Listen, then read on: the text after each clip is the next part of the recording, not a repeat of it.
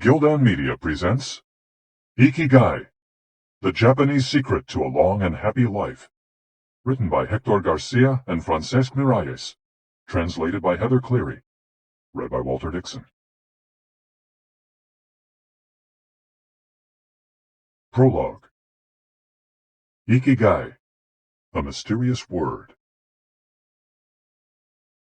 This audiobook first came into being on a rainy night in Tokyo, when its authors sat down together for the first time in one of the city's tiny bars. We had each read each other's work, but had never met, thanks to the thousands of miles that separate Barcelona from the capital of Japan. Then a mutual acquaintance put us in touch, launching a friendship that led to this project, and seems destined to last a lifetime. The next time we got together, a year later, we strolled through a park in downtown Tokyo and ended up talking about trends in Western psychology. Specifically logotherapy, which helps people find their purpose in life. We remarked that Viktor Frankl's logotherapy had gone out of fashion among practicing therapists, who favored other schools of psychology, though people still search for meaning in what they do and how they live. We ask ourselves things like, what is the meaning of my life?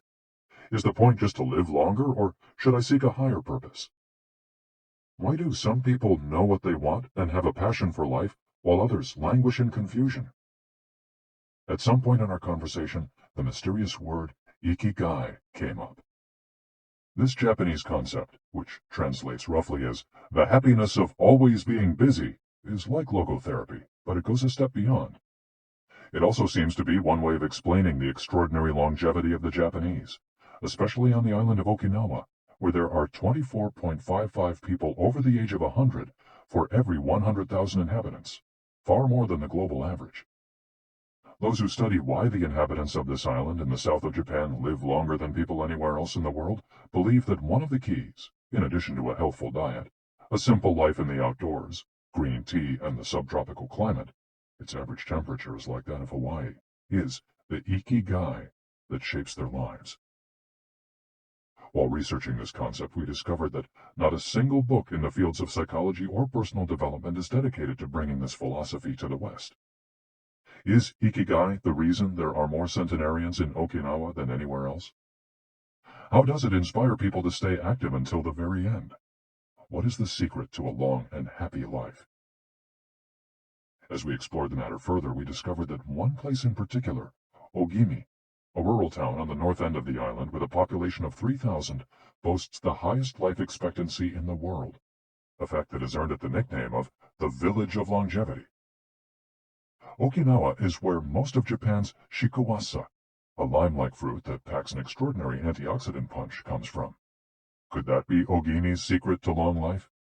Or is it the purity of the water used to brew its moringa tea? We decided to go study the secrets of the Japanese centenarians in person.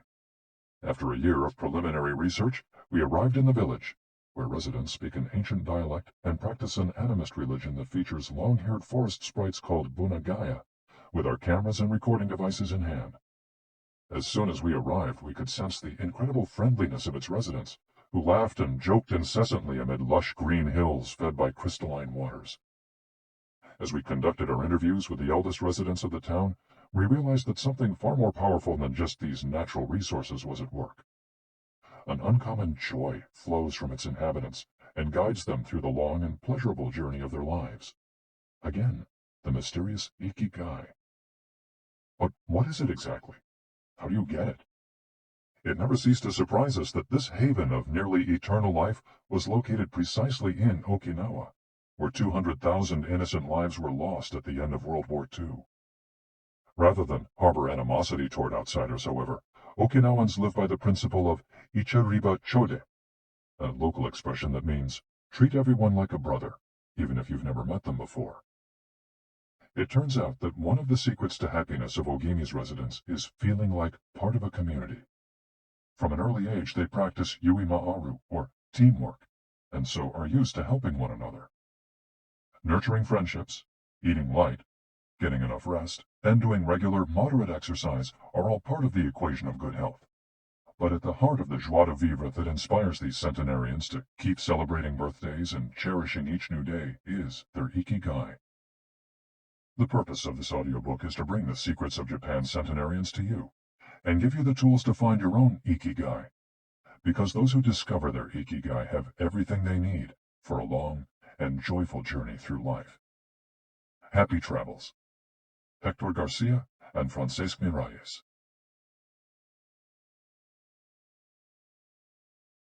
Chapter 1. Ikigai, the art of staying young while growing old. What is your reason for being? According to the Japanese, everyone has an Ikigai, what a French philosopher might call a raison d'etre. Some people have found their Ikigai, while others are still looking, though they carry it within them. Our Ikigai is hidden deep inside each of us, and finding it requires a patient search. According to those born on Okinawa, the island with the most centenarians in the world, our Ikigai is the reason we get up in the morning. Ikigai can be described as the common ground you find between what you're good at, what you love, what the world needs, and what you can be paid for. Whatever you do, don't retire. Having a clearly defined Ikigai brings satisfaction, happiness, and meaning to our lives. The purpose of this audiobook is to help you find yours, and to share insights from Japanese philosophy on the lasting health of body, mind, and spirit. One surprising thing you notice living in Japan is how active people remain after they retire. In fact, many Japanese people never really retire. They keep doing what they love for as long as their health allows. There is, in fact, no word in Japanese that means retire in the sense of leaving the workforce for good, as in English. According to Dan Buettner, a National Geographic reporter who knows the country well, having a purpose in life is so important in Japanese culture that our idea of retirement simply doesn't exist there. The island of almost eternal youth. Certain longevity studies suggest that a strong sense of community and a clearly defined Ikigai are just as important as the famously healthful Japanese diet, perhaps even more so.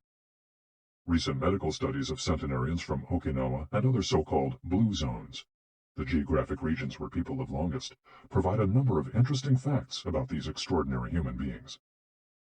Not only do they live much longer than the rest of the world's population, they also suffer from fewer chronic illnesses, such as cancer and heart disease. Inflammatory disorders are also less common. Many of these centenarians enjoy enviable levels of vitality and health that would be unthinkable for people of advanced age elsewhere. Their blood tests reveal fewer free radicals, which are responsible for cellular aging, as a result of drinking tea and eating until their stomachs are only 80% full. Women experience more moderate symptoms during menopause, and both men and women maintain higher levels of sexual hormones until much later in life. The rate of dementia is well below the global average. Though we'll consider each of these findings over the course of the audiobook, research clearly indicates that the Okinawans' focus on Ikigai gives a sense of purpose to each and every day and plays an important role in their health and longevity. The characters behind Ikigai. In Japanese, Ikigai is written by combining a character which means life with another which means to be worthwhile, and that can be broken down to the characters which mean armor, number one, and to be the first, to head into battle, taking initiative as a leader, and another character which means beautiful or elegant. The 5 blue zones. Okinawa holds first place among the world's blue zones. In Okinawa, women in particular live longer and have fewer diseases than anywhere else in the world. The 5 regions identified and analyzed by Dan Buettner in his book, The Blue Zones, are 1. Okinawa, Japan, especially the northern part of the island. The locals eat a diet rich in vegetables and tofu, typically served on small plates. In addition to their philosophy of Ikigai, the moai, or close-knit group of friends, plays an important role in their longevity. 2. Sardinia, Italy, specifically the provinces of Nuoro and Ogliastra. Locals on this island consume plenty of vegetables and 1 or 2 glasses of wine per day. As in Okinawa, the cohesive nature of this community is another factor directly related to longevity. 3. Loma Linda, California. Researchers studied a group of Seventh-day Adventists who are among the longest living people in the United States. 4. The Nicoya Peninsula, Costa Rica. Locals remain remarkably active after 90. Many of the region's older residents have no problem getting up at 5:30 in the morning to work in the fields. 5. IKIGAI, Greece. One of every 3 inhabitants of this island near the coast of Turkey is over 90 years old, compared to less than 1% of the population of the United States, a fact that has earned it the nickname of the Island of Long Life. The local secret seems to be a lifestyle that dates back to 500 BC. In the following chapters, we'll examine several factors that seem to be the keys to longevity and are found across the blue zones, paying special attention to Okinawa and its so-called Village of Longevity. First, however, it's worth pointing out that 3 of these regions are islands, where resources can be scarce and communities have to help one another. For many, helping others might be an ikigai strong enough to keep them alive. According to scientists who have studied the 5 blue zones, the keys to longevity are diet, exercise, finding a purpose in life, an ikigai, and forming strong social ties, that is, having a broad circle of friends and good family relations. Members of these communities manage their time well in order to reduce stress, consume little meat or processed foods, and drink alcohol in moderation. They don't do strenuous exercise, but they do move every day, taking walks and working in their vegetable gardens.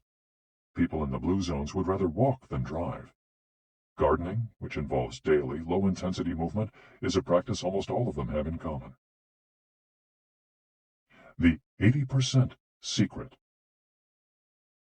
One of the most common sayings in Japan is harahachi-bu, which is repeated before or after eating and means something like, fill your belly to 80%. Ancient wisdom advises against eating until we are full. This is why Okinawans stop eating when they feel their stomachs reach 80% of their capacity, rather than overeating and wearing down their bodies with long digestive processes that accelerate cellular oxidation. Of course, there's no way to know objectively if your stomach is at 80% capacity. The lesson to learn from this saying is that we should stop eating when we're starting to feel full. The extra side dish, the snack we eat when we know in our hearts we don't really need it, the apple pie after lunch, all these will give us pleasure in the short term, but not having them will make us happier in the long term. The way food is served is also important. By presenting their meals on many small plates, the Japanese tend to eat less. A typical meal in a restaurant in Japan is served in 5 plates on a tray, 4 of them very small, and the main dish slightly bigger.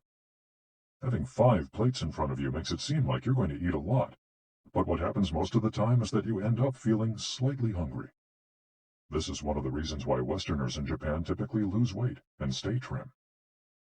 Recent studies by nutritionists reveal that Okinawans consume a daily average of 1,800 to 1,900 calories, compared to 2,200 to 3,300 in the United States, and have a body mass index between 18 and 22, compared to 26 or 27 in the United States. The Okinawan diet is rich in tofu, sweet potatoes, fish 3 times per week, and vegetables, roughly 11 ounces per day. In the chapter dedicated to nutrition, we'll see which healthy, antioxidant-rich foods are included in this 80%. Moai, connected for life. It is customary in Okinawa to form close bonds within local communities.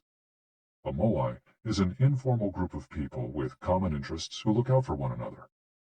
For many, serving the community becomes part of their ikigai. The moai has its origins in hard times, when farmers would get together to share best practices and help one another cope with meager harvests. Members of a moai make a set monthly contribution to the group. This payment allows them to participate in meetings, dinners, games of go and shogi, Japanese chess, or whatever hobby they have in common. The funds collected by the group are used for activities, but if there's money left over, one member, decided on a rotating basis, receives a set amount from the surplus. In this way, being part of a moai helps maintain emotional and financial stability. If a member of a moai is in financial trouble, he or she can get an advance from the group's savings.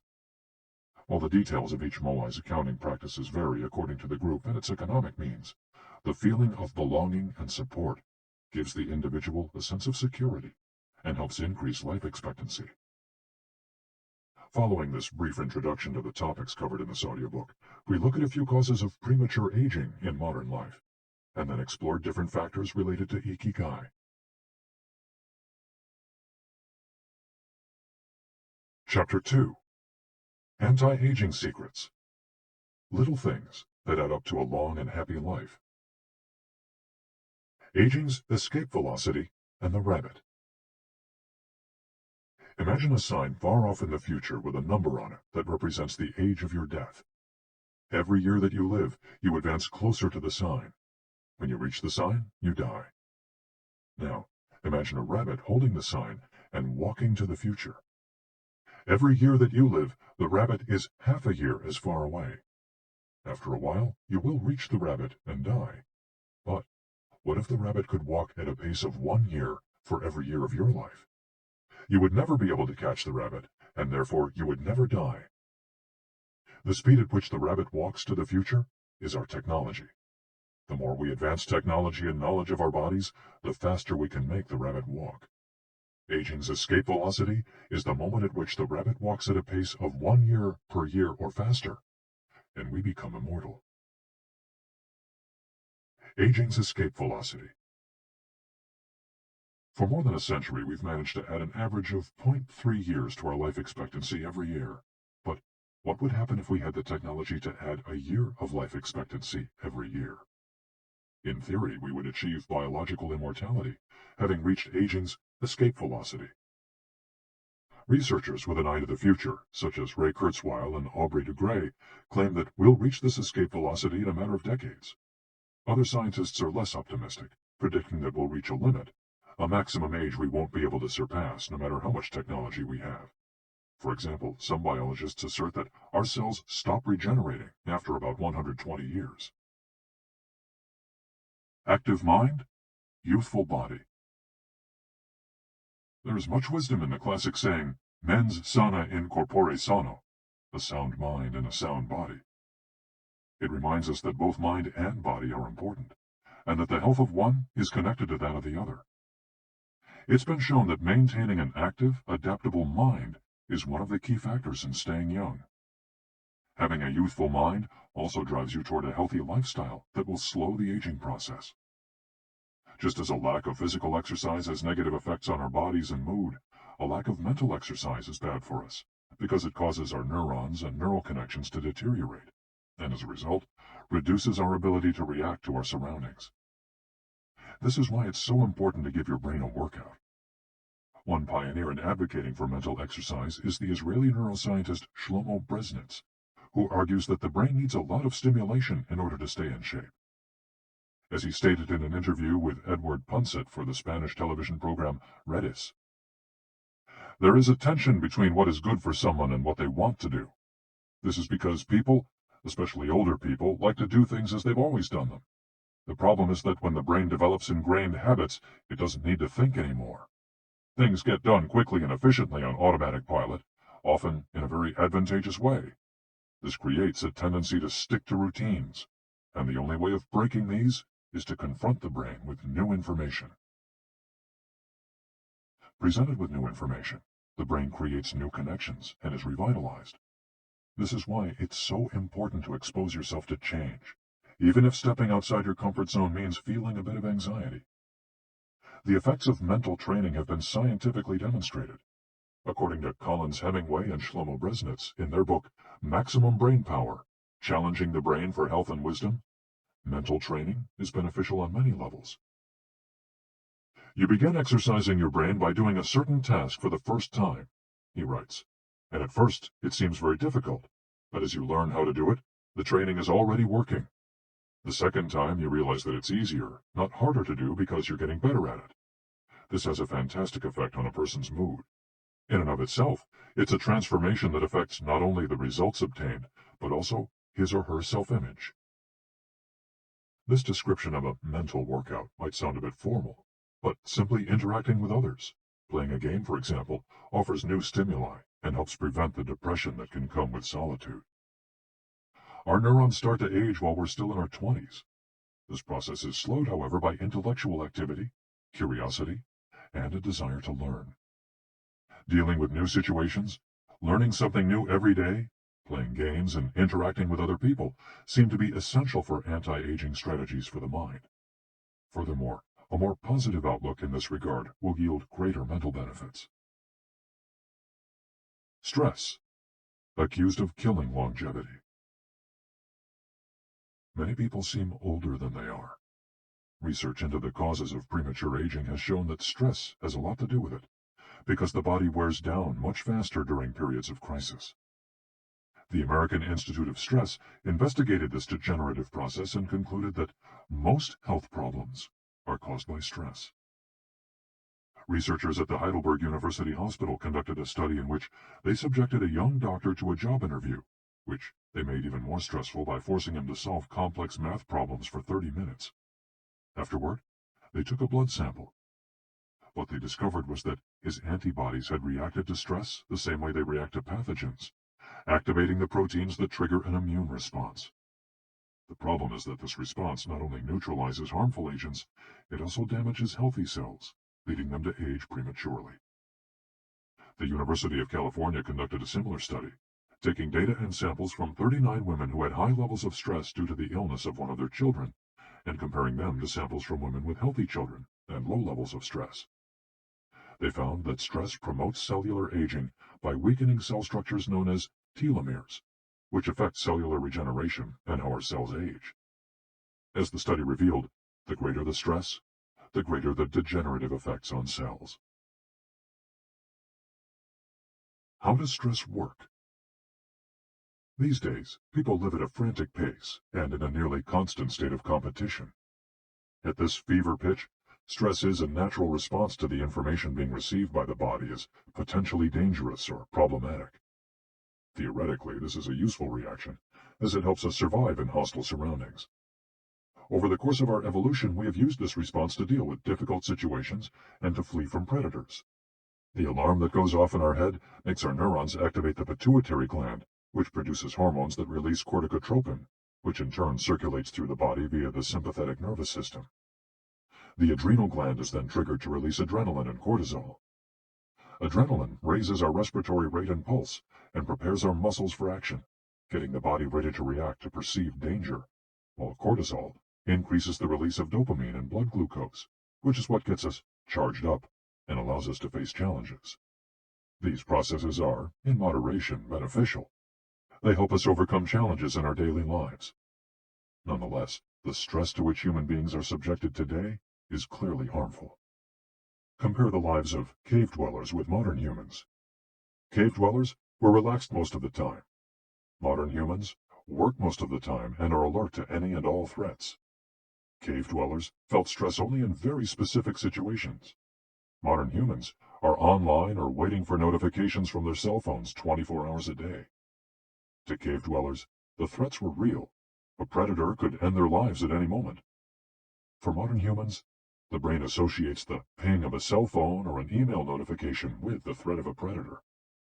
For cave dwellers, high doses of cortisol and adrenaline at moments of danger kept the body healthy. In modern humans, low doses of cortisol flow constantly through the body, with implications for a range of health problems, including adrenal fatigue and chronic fatigue syndrome. Stress has a degenerative effect over time. A sustained state of emergency affects the neurons associated with memory, as well as inhibiting the release of certain hormones, the absence of which can cause depression. Its secondary effects include irritability, insomnia, anxiety, and high blood pressure.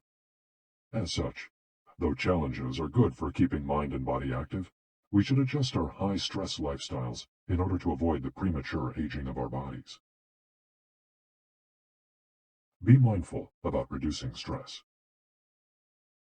Whether or not the threats we perceive are real, stress is an easily identifiable condition that not only causes anxiety, but is also highly psychosomatic, affecting everything from our digestive system to our skin. This is why prevention is so important in avoiding the toll that stress takes on us, and why many experts recommend practicing mindfulness. The central premise of this stress reduction method is focusing on the self, noticing our responses, even if they are conditioned by habit, in order to be fully conscious of them. In this way, we connect with the here and now and limit thoughts that tend to spiral out of control. We have to learn to turn off the autopilot that's steering us in an endless loop. We all know people who snack while talking on the phone or watching the news. You ask them if the omelet they just ate had an onion in it, and they can't tell you, says Roberto Alcibar, who abandoned his fast-paced life to become a certified instructor of mindfulness after an illness threw him into a period of acute stress. One way to reach such a state of mindfulness is through meditation, which helps filter the information that reaches us from the outside world. It can also be achieved through breathing exercises, yoga, and body scans. Achieving mindfulness involves a gradual process of training, but with a bit of practice, we can learn to focus our mind completely, which reduces stress and helps us live longer. A little stress is good for you. While sustained, intense stress is a known enemy of longevity and both mental and physical health, low levels of stress have been shown to be beneficial. After observing a group of test subjects for more than 20 years, Dr. Howard S. Friedman, a psychology professor at the University of California, Riverside, discovered that people who maintained a low level of stress, who faced challenges and put their heart and soul into their work in order to succeed, lived longer than those who chose a more relaxed lifestyle and retired earlier. From this, he concluded that a small dose of stress is a positive thing, as those who live with low levels of stress tend to develop healthier habits, smoke less, and drink less alcohol. Given this, it's not surprising that many of the supercentenarians, people who live to be 110 or more, whom you'll meet in this audiobook, talk about having lived intense lives and working well into old age. A lot of sitting will age you. In the Western world in particular, the rise in sedentary behavior has led to numerous diseases, such as hypertension and obesity, which in turn affect longevity. Spending too much time seated at work or at home not only reduces muscular and respiratory fitness, but also increases appetite and curbs the desire to participate in activities. Being sedentary can lead to hypertension, imbalanced eating, cardiovascular disease, osteoporosis, and even certain kinds of cancer. Recent studies have shown a connection between a lack of physical activity and the progressive distortion of telomeres in the immune system, which ages those cells, and in turn, the organism as a whole. This is a problem at all life stages, not only among adults.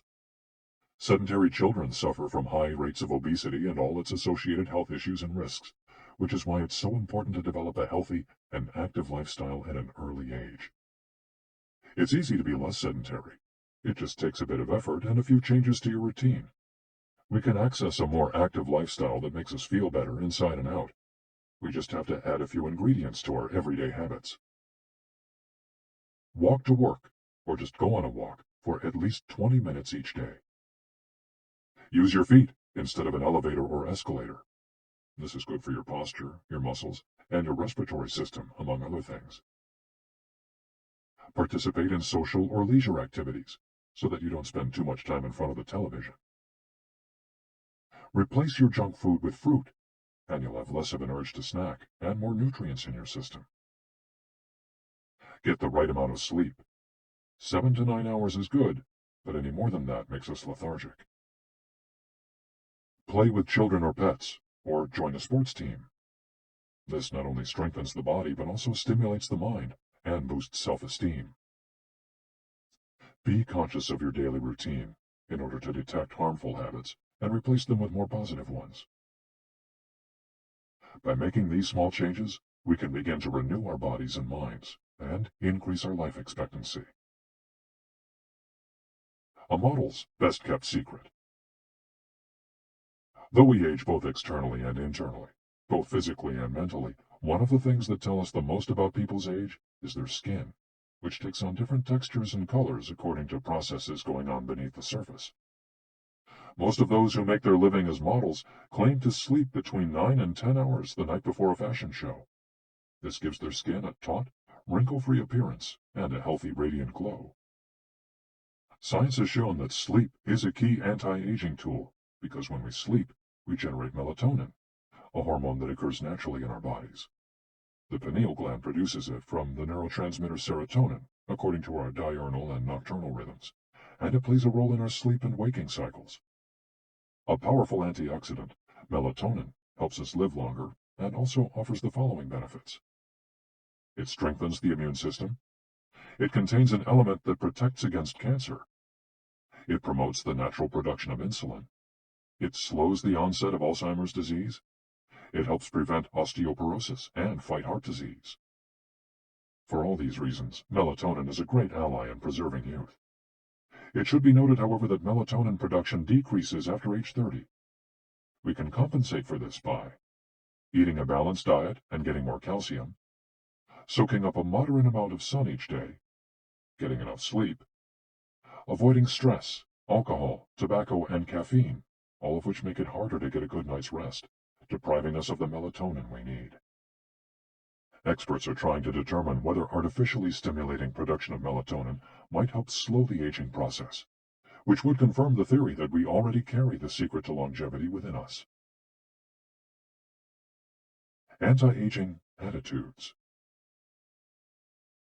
The mind has tremendous power over the body and how quickly it ages. Most doctors agree that the secret to keeping the body young is keeping the mind active, a key element of IKIGAI, and not caving in when we face difficulties throughout our lives. One study, conducted at Yeshiva University, found that the people who live the longest have two dispositional traits in common: a positive attitude and a high degree of emotional awareness. In other words, those who face challenges with a positive outlook and are able to manage their emotions are already well on their way toward longevity. A stoic attitude, serenity in the face of a setback, can also help keep you young, as it lowers anxiety and stress levels and stabilizes behavior. This can be seen in the greater life expectancies of certain cultures with unhurried, deliberate lifestyles. Many centenarians and supercentenarians have similar profiles. They've had full lives that were difficult at times, but they knew how to approach these challenges with a positive attitude and not be overwhelmed by the obstacles they faced. Alexander Imich, who in 2014 became the world's oldest living man at age 111, knew he had good genes, but understood that other factors contributed too. "The life you live is equally or more important for longevity," he said in an interview with Reuters after being added to Guinness World Records in 2014.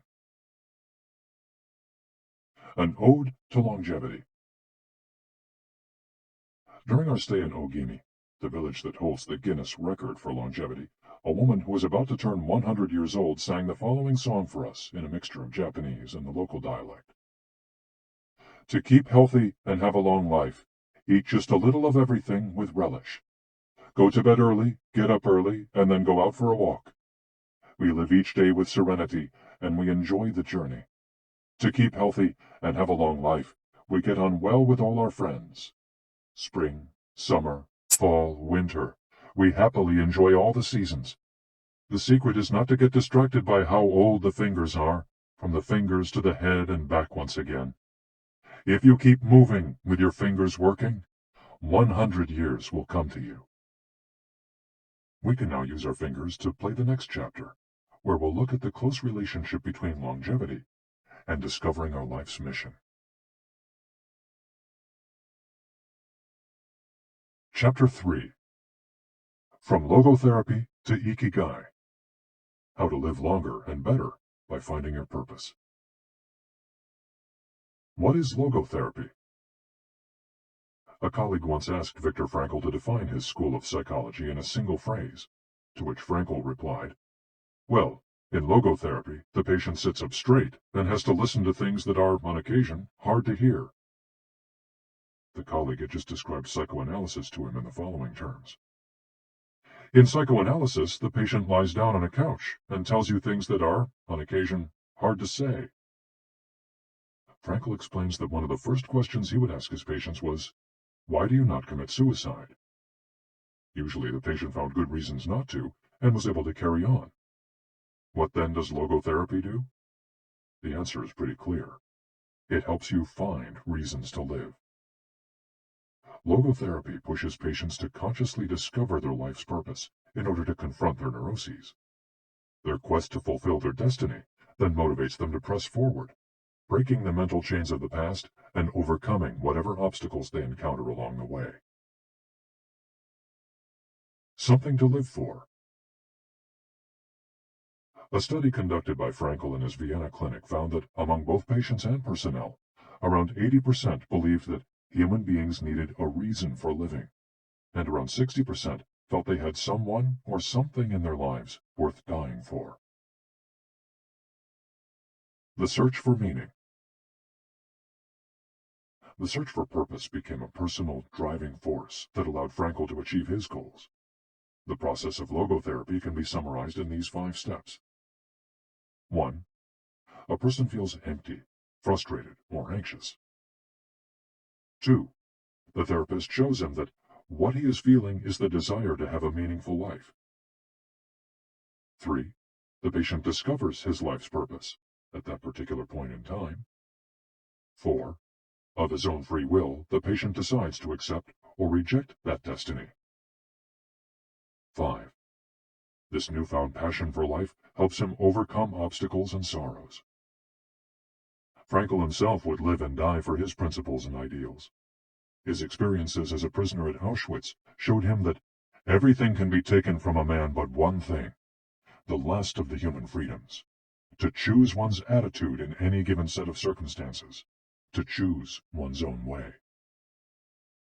It was something he had to go through alone, without any help, and it inspired him for the rest of his life. 10 differences between psychoanalysis and logotherapy. Psychoanalysis: the patient reclines on a couch like a patient.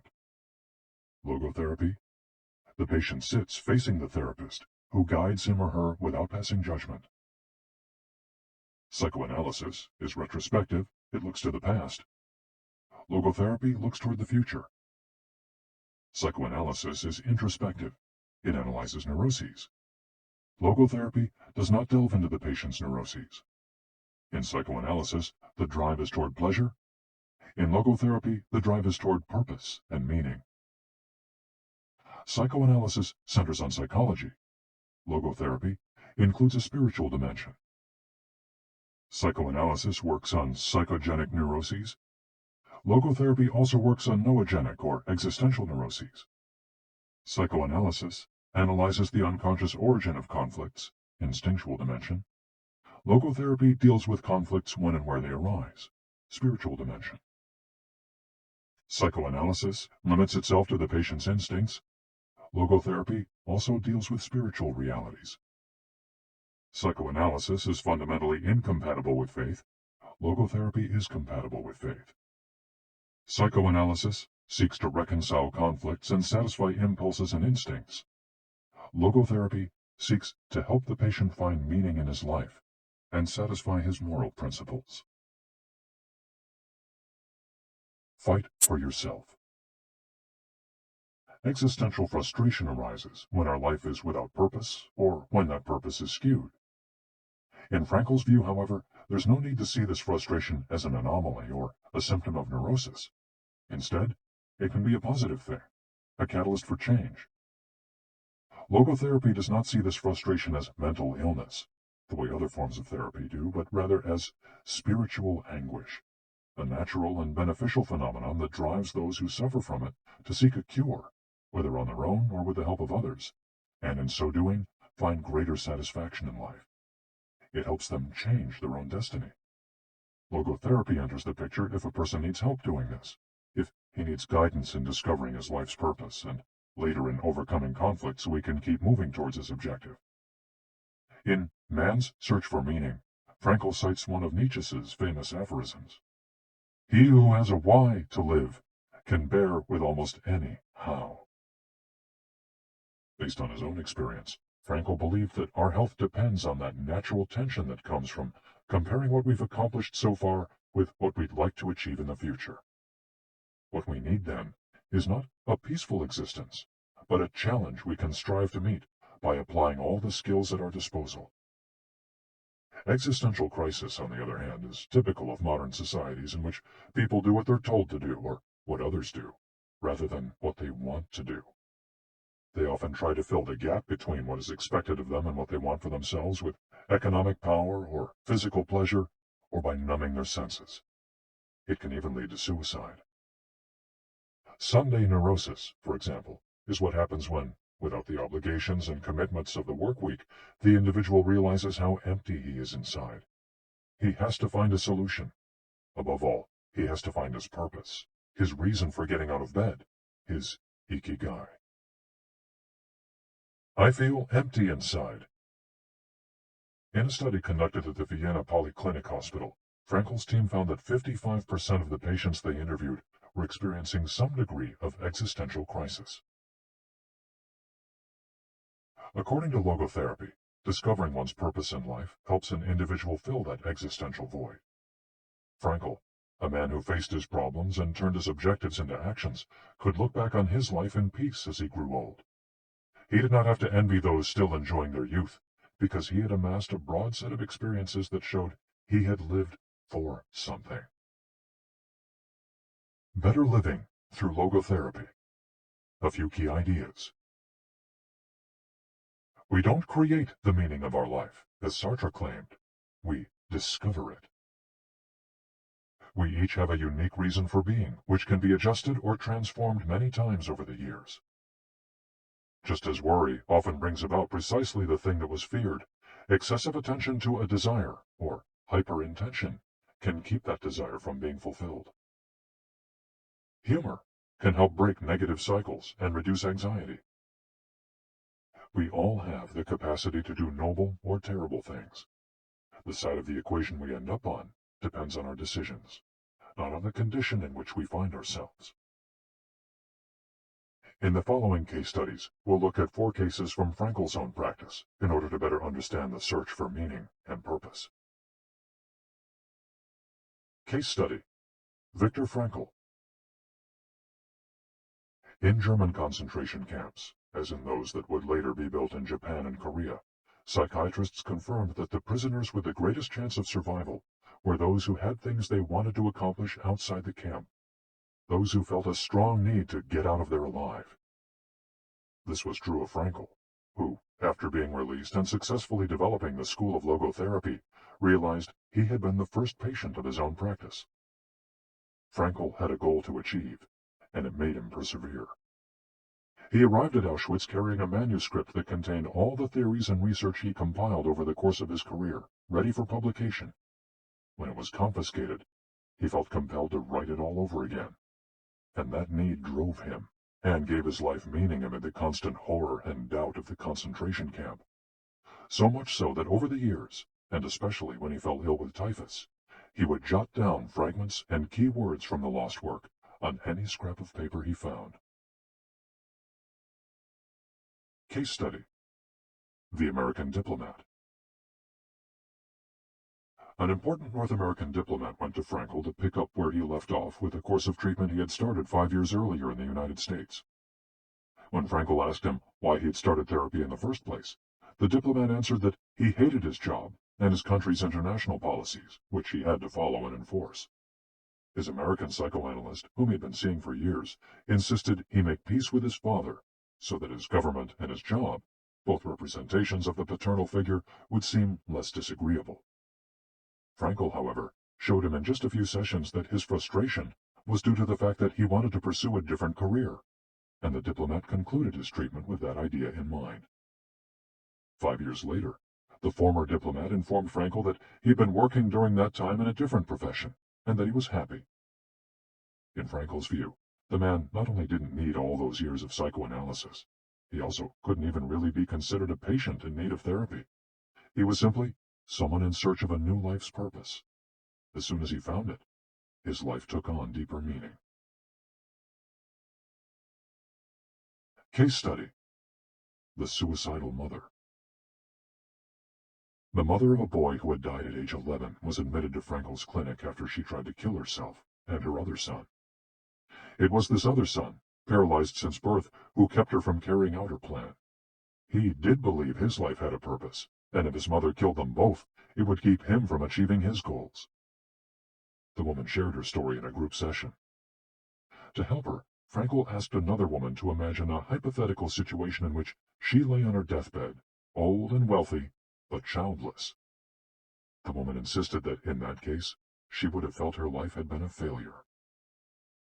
When the suicidal mother was asked to perform the same exercise, imagining herself on her deathbed, she looked back and realized that she had done everything in her power for her children, for both of them. She had given her paralyzed son a good life, and he had turned into a kind, reasonably happy person. To this she added, crying, "As for myself, I can look back peacefully on my life, for I can say my life was full of meaning, and I have tried hard to live it fully. I have done my best. I've done my best for my son. My life was no failure." In this way, by imagining herself on her deathbed and looking back, the suicidal mother found the meaning that, though she was not aware of it, her life already had. Case study: The Grief-Stricken Doctor. An elderly doctor, unable to overcome the deep depression into which he'd fallen after the death of his wife 2 years earlier, went to Frankel for help. Instead of giving him advice or analyzing his condition, Frankel asked him what would have happened if he had been the one who died first. The doctor, horrified, answered that it would have been terrible for his poor wife, that she would have suffered tremendously. To which Frankel responded, "You see, doctor, you've spared her all that suffering, but the price you have to pay for this is to survive and mourn her." The doctor didn't say another word. He left Frankel's office in peace after taking the therapist's hand in his own. He was able to tolerate the pain in place of his beloved wife. His life had been given a purpose. Morita therapy. In the same decade that logotherapy came into being, a few years earlier in fact, Shoma Morita created his own purpose-centered therapy in Japan. It proved to be effective in the treatment of neurosis, obsessive-compulsive disorder, and post-traumatic stress. In addition to being a psychotherapist, Shoma Morita was a Zen Buddhist, and his therapy left a lasting spiritual mark on Japan. Many Western forms of therapy focus on controlling or modifying the patient's emotions. In the West, we tend to believe that what we think influences how we feel, which in turn influences how we act. In contrast, Morita therapy focuses on teaching patients to accept their emotions without trying to control them, since their feelings will change as a result of their actions. In addition to accepting the patient's emotions, Morita therapy seeks to create new emotions on the basis of actions.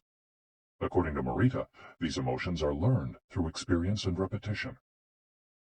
Morita therapy is not meant to eliminate symptoms. Instead, it teaches us to accept our desires, anxieties, fears, and worries, and let them go. As Morita writes in his book, Morita Therapy and the True Nature of Anxiety-Based Disorders, in feelings, it is best to be wealthy and generous. Morita explained the idea of letting go of negative feelings with the following fable. A donkey that is tied to a post by a rope will keep walking around the post in an attempt to free itself, only to become more immobilized and attached to the post. The same thing applies to people with obsessive thinking, who become more trapped in their own suffering when they try to escape from their fears and discomfort. The basic principles of Morita therapy. 1. Accept your feelings. If we have obsessive thoughts, we should not try to control them or get rid of them. If we do, they become more intense. Regarding human emotions, the Zen master would say, if we try to get rid of one wave with another, we end up with an infinite sea. We don't create our feelings. They simply come to us, and we have to accept them. The trick is welcoming them. Morita likened emotions to the weather. We can't predict or control them. We can only observe them. To this point, he often quoted the Vietnamese monk Thich Nhat Hanh, who would say, "Hello, solitude. How are you today? Come, sit with me, and I will care for you." 2. Do what you should be doing. We shouldn't focus on eliminating symptoms, because recovery will come on its own. We should focus instead on the present moment, and if we're suffering, on accepting that suffering. Above all, we should avoid intellectualizing the situation. The therapist's mission is to develop the patient's character so he or she can face any situation, and character is grounded in the things we do. Morita therapy does not offer its patients explanations, but rather allows them to learn from their actions and activities. It doesn't tell you how to meditate or how to keep a diary the way Western therapies do. It's up to the patient to make discoveries through experience. 3.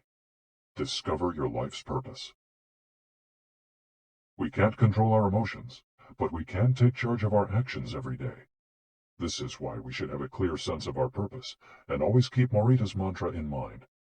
What do we need to be doing right now? What action should we be taking? The key to achieving this is having dared to look inside yourself to find your Ikigai. The 4 phases of Morita therapy. Morita's original treatment, which lasts 15 to 21 days, consists of the following stages. 1. Isolation and rest, 5 to 7 days.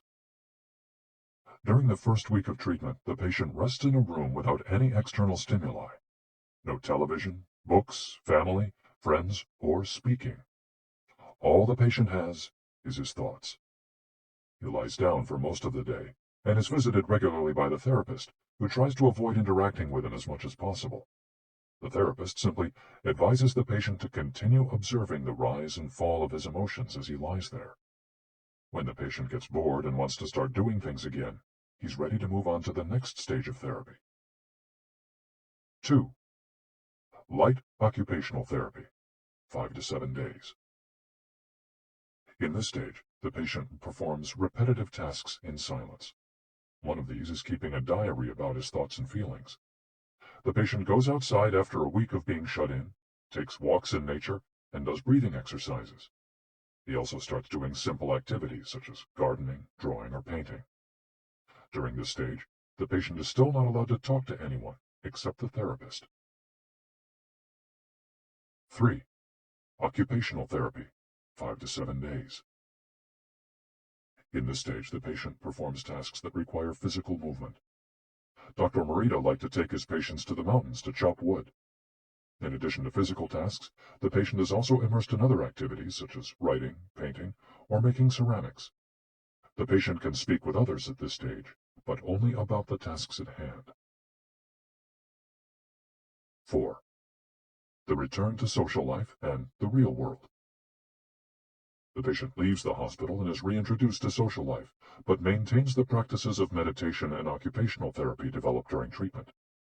The idea is to re-enter society as a new person, with a sense of purpose, and without being controlled by social or emotional pressures. Nikon meditation.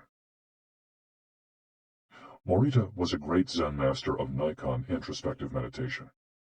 Much of his therapy draws on his knowledge and mastery of this school, which centers on 3 questions the individual must ask him or herself. 1. What have I received from person X? 2. What have I given to person X?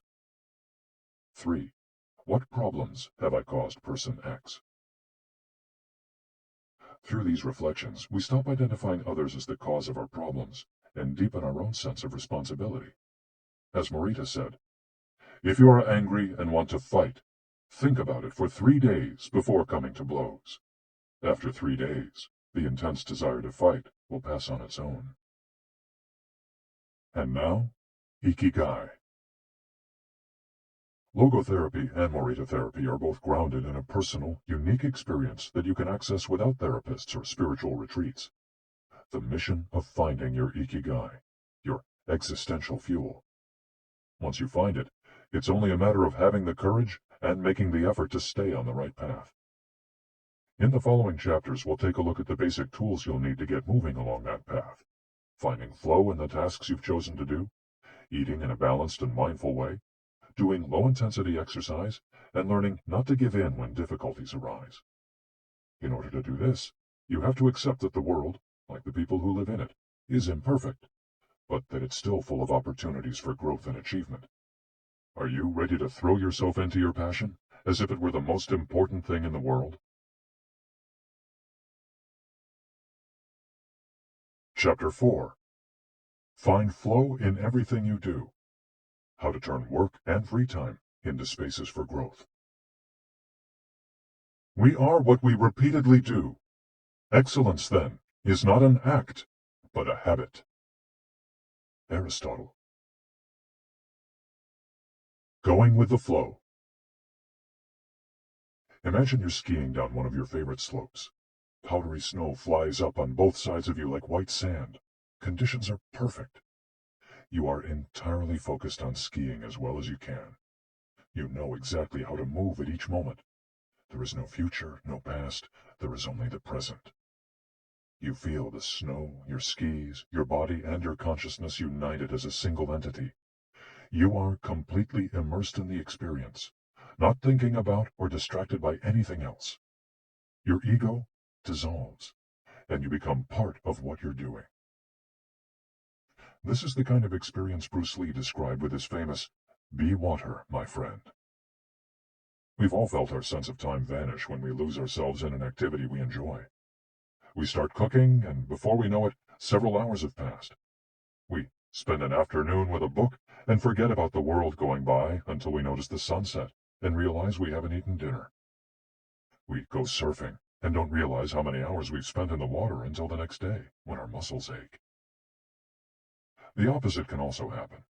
When we have to complete a task we don't want to do, every minute feels like a lifetime, and we can't stop looking at our watch. As the quip attributed to Einstein goes, "Put your hand on a hot stove for a minute, and it seems like an hour. Sit with a pretty girl for an hour, and it seems like a minute." That is relativity. The funny thing is that someone else might really enjoy the same task, but we want to finish as quickly as possible. What makes us enjoy doing something so much that we forget about whatever worries we might have while we do it? When are we happiest? These questions can help us discover our IKIGAI. The power of flow. These questions are also at the heart of psychologist Mihai Csikszentmihalyi's research into the experience of being completely immersed in what we're doing. Csikszentmihalyi called this state flow and described it as the pleasure, delight, creativity, and process when we are completely immersed in life. There is no magic recipe for finding happiness, for living according to your IKIGAI, but one key ingredient is the ability to reach this state of flow, and, through this state, have an optimal experience. In order to achieve this optimal experience, we have to focus on increasing the time we spend on activities that bring us to this state of flow, rather than allowing ourselves to get caught up in activities that offer immediate pleasure, like eating too much, abusing drugs or alcohol, or stuffing ourselves with chocolate in front of the TV.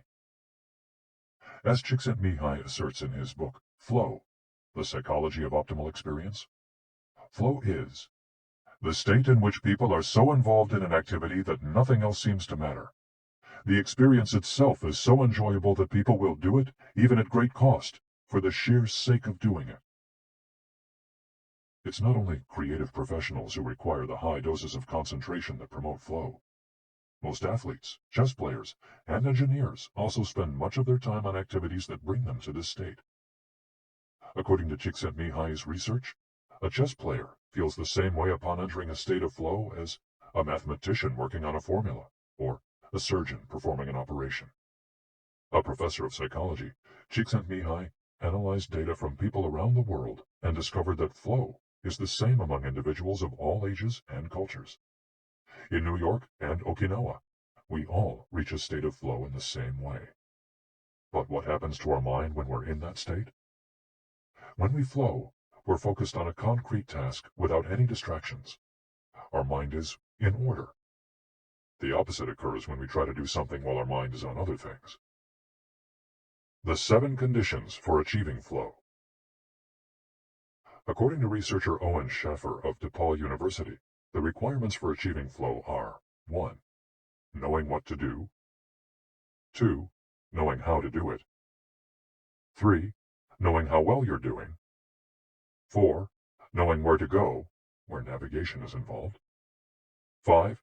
Perceiving significant challenges. 6.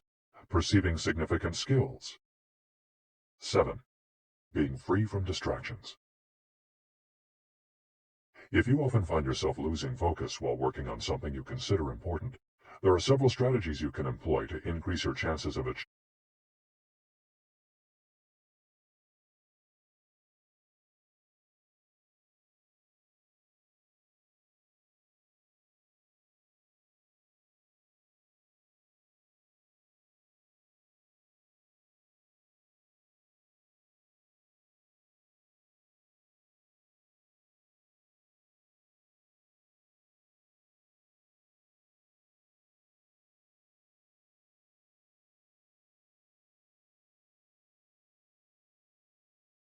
Strategy number 1. Choose a difficult task, but not too difficult. Schaffer's model encourages us to take on tasks that we have a chance of completing, but that are slightly outside our comfort zone. Every task, sport, or job has a set of rules, and we need a set of skills to follow them. If the rules for completing a task or achieving a purpose are too basic relative to our skill set, we'll likely get bored. Activities that are too easy lead to apathy. If, on the other hand, we assign ourselves to a task that is too difficult, we won't have the skills to complete it, and will almost certainly give up, and feel frustrated to boot. The ideal is to find a middle path, something aligned with our abilities, but just a bit of a stretch, so we experience it as a challenge. That's what Ernest Hemingway meant when he said, "Sometimes I write better than I can." We want to see challenges through to the end because we enjoy the feeling of pushing ourselves. Bertrand Russell expressed a similar idea when he said, "To be able to concentrate for a considerable amount of time is essential to difficult achievement." If you're a graphic designer, learn a new software program for your next project. If you're a programmer, use a new programming language. If you're a dancer, try to incorporate into your next routine a movement that has seemed impossible for years. Add a little something extra, something that takes you out of your comfort zone. Even doing something as simple as reading means following certain rules, having certain abilities and knowledge. If we set out to read a book on quantum mechanics for specialists in physics, without being specialists in physics ourselves, we'll probably give up after a few minutes. On the other end of the spectrum, if we already know everything a book has to tell us, we'll get bored right away. However, if the book is appropriate to our knowledge and abilities and builds on what we already know, we'll immerse ourselves in our reading, and time will flow. This pleasure and satisfaction are evidence that we are in tune with our IKIGAI. In summary, easy tasks lead to boredom, challenging tasks lead to flow, tasks beyond our abilities lead to anxiety. Strategy 2. Have a clear, concrete objective. Video games, played in moderation, board games, and sports are great ways to achieve flow because the objective tends to be very clear. Beat your rival or your own record while following a set of explicitly defined rules. Unfortunately, the objective isn't quite as clear in most situations. According to a study by Boston Consulting Group, when asked about their bosses, the #1 complaint of employees at multinational corporations is that they don't communicate the team's mission clearly, and that as a result, the employees don't know what their objectives are. What often happens, especially in big companies, is that the executives get lost in the details of obsessive planning, creating strategies to hide the fact that they don't have a clear objective. It's like heading out to sea with a map, but no destination. It's much more important to have a compass pointing to a concrete objective than to have a map. Joy Ito, director of the MIT Media Lab, encourages us to use the principle of compass over maps as a tool to navigate our world of uncertainty. In the book Whiplash, How to Survive Our Faster Future, he and Jeff Howe write, "In an increasingly unpredictable world moving ever more quickly, a detailed map may lead you deep into the woods at an unnecessarily high cost. A good compass, though, will always take you where you need to go. It doesn't mean that you should start your journey without any idea where you're going. What it does mean is understanding that while the path to your goal may not be straight, you'll finish faster and more efficiently than you would have if you had trudged along a pre-planned route." In business, the creative professions, and education alike, it's important to reflect on what we hope to achieve before starting to work, study, or make something. We should ask ourselves questions such as, what is my objective for today's session in the studio? How many words am I going to write today for the article coming out next month? What is my team's mission? How fast will I set the metronome tomorrow in order to play that sonata at an allegro tempo by the end of the week? Having a clear objective is important in achieving flow, but we also have to know how to leave it behind when we get down to business. Once the journey has begun, we should keep this objective in mind without obsessing over it. When Olympic athletes compete for a gold medal, they can't stop to think how pretty the medal is. They have to be present in the moment. They have to flow. If they lose focus for a second, thinking how proud they'll be to show the medal to their parents, they'll almost certainly commit an error at a critical moment and will not win the competition. One common example of this is writer's block. Imagine that a writer has to finish a novel in 3 months. The objective is clear. The problem is that the writer can't stop obsessing over it. Every day she wakes up thinking, I have to write that novel. And every day she sets about reading the newspaper and cleaning the house. Every evening she feels frustrated and promises she'll get to work the next day. Days, weeks, and months pass, and the writer still hasn't gotten anything down on the page, when all it would have taken was to sit down and get that first word out, then the second, to flow with the project, expressing her IKIGAI. As soon as you take these first small steps, your anxiety will disappear and you'll achieve a pleasant flow in the activity you're doing. Getting back to Albert Einstein, a happy man is too satisfied with the present to dwell on the future. To summarize, a vague objective leads to confusion, time and energy wasted on meaningless tasks, and mental block. A clearly defined objective and a focus on process leads to flow.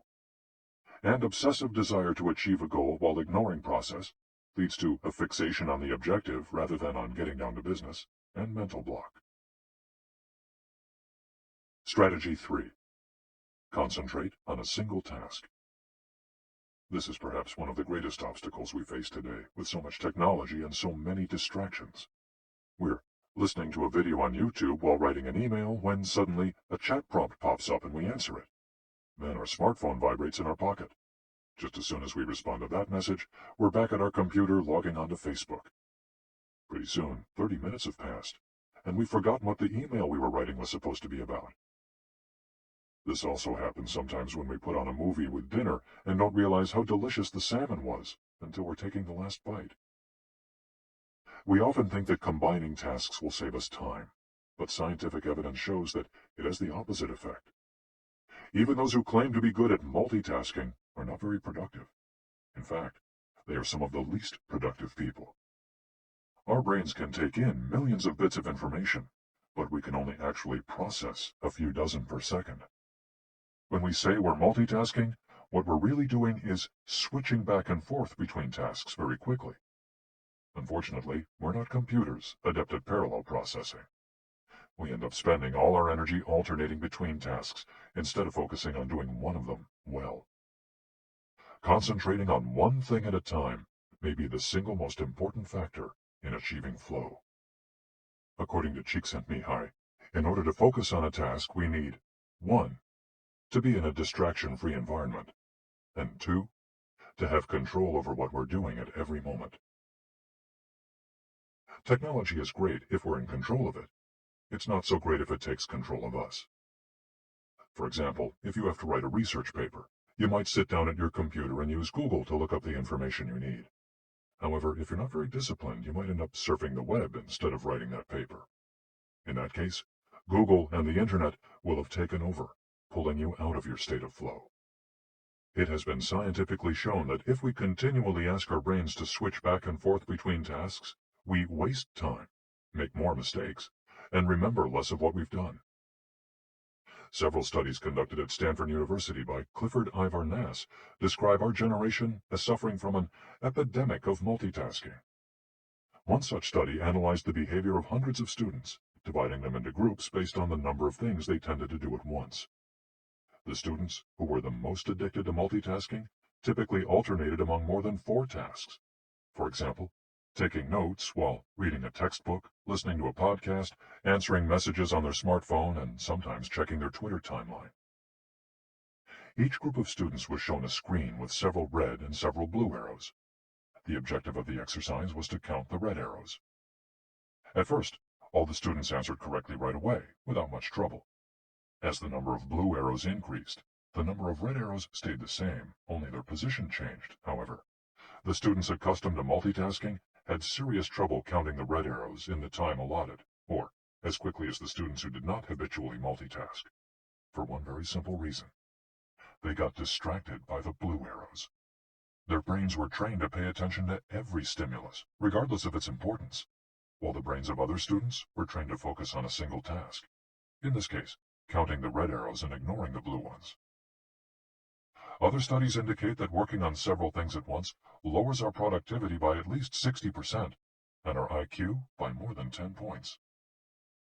One study funded by the Swedish Council for Working Life and Social Research found that a sample group of more than 4,000 young adults between the ages of 20 and 24 who were addicted to their smartphones got less sleep, felt less connected to their community at school, and were more likely to show signs of depression.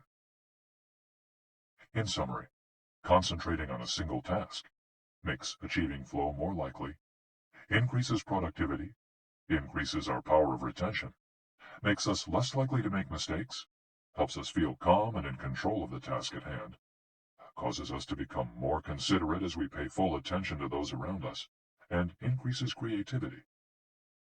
Multitasking makes achieving flow impossible, decreases productivity by 60%, though it doesn't seem to, makes it harder to remember things, makes us more likely to make mistakes, makes us feel stressed by the sensation that we're losing control, that our tasks are controlling us, causes us to hurt those around us through our addiction to stimuli, always checking our phones, always on social media, and reduces creativity. What can we do to avoid falling victim to this flow-impeding epidemic? How can we train our brains to focus on a single task? Here are a few ideas for creating a space and time free of distractions to increase our chances of reaching a state of flow, and thereby getting in touch with our IKIGAI. Don't look at any kind of screen for the first hour you're awake, and the last hour before you go to sleep. Turn off your phone before you achieve flow. There's nothing more important than the task you've chosen to do during this time. If this seems too extreme, enable the Do Not Disturb function, so only the people closest to you contact you in case of emergency. Designate one day of the week, perhaps a Saturday or Sunday, a day of technical fasting, making exceptions for e-readers without Wi-Fi or MP3 players. Go to a cafe that doesn't have Wi-Fi. Read and respond to email only once or twice per day. Define those times clearly and stick to them. Try the Pomodoro technique. Get yourself a kitchen timer. Some are made to look like a Pomodoro or a tomato, and commit to working on a single task as long as it's running. The Pomodoro technique recommends 25 minutes of work and 5 minutes of rest for each cycle, but you can also do 50 minutes of work and 10 minutes of rest. Find the pace that's best for you. The most important thing is to be disciplined in completing each cycle. Start your work session with a ritual you enjoy, and end it with a reward.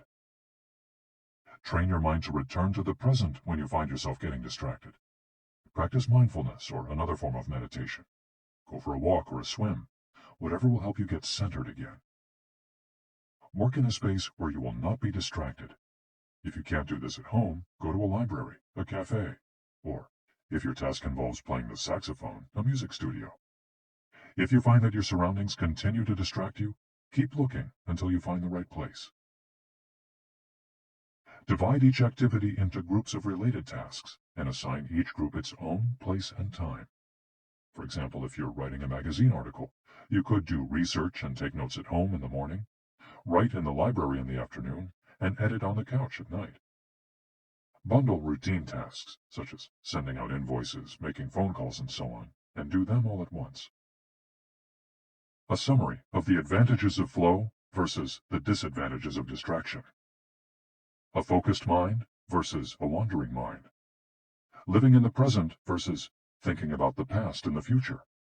Being free from worry versus having concerns about our daily life and the people around us invading our thoughts. Having the hours fly by versus having every minute seem endless. With flow, we feel in control. With distraction, we lose control and fail to complete the task at hand, or other tasks or people keep us from our work. With flow, we prepare thoroughly. With distraction, we act without being prepared. With flow, we know what we should be doing at any given moment. When distracted, we frequently get stuck and don't know how to proceed. With flow, our mind is clear and overcomes all obstacles to the flow of thought. With distraction, we're plagued by doubts, concerns, and low self-esteem. With flow, it's pleasant. With distraction, it's boring and exhausting. And with flow, our ego fades. We're not the ones controlling the activity or task we're doing. The task is leading us. And with distraction, constant self-criticism. Our ego is present, and we feel frustrated. Flow in Japan. Takumis, engineers, geniuses, and otakus. What do takumis, artisans, engineers, inventors, and otakus, fans of anime and manga, have in common? They all understand the importance of flowing with their ikigai at all times. One widespread stereotype about people in Japan is that they're exceptionally dedicated and hard-working, even though some Japanese people say they look like they're working harder than they really are.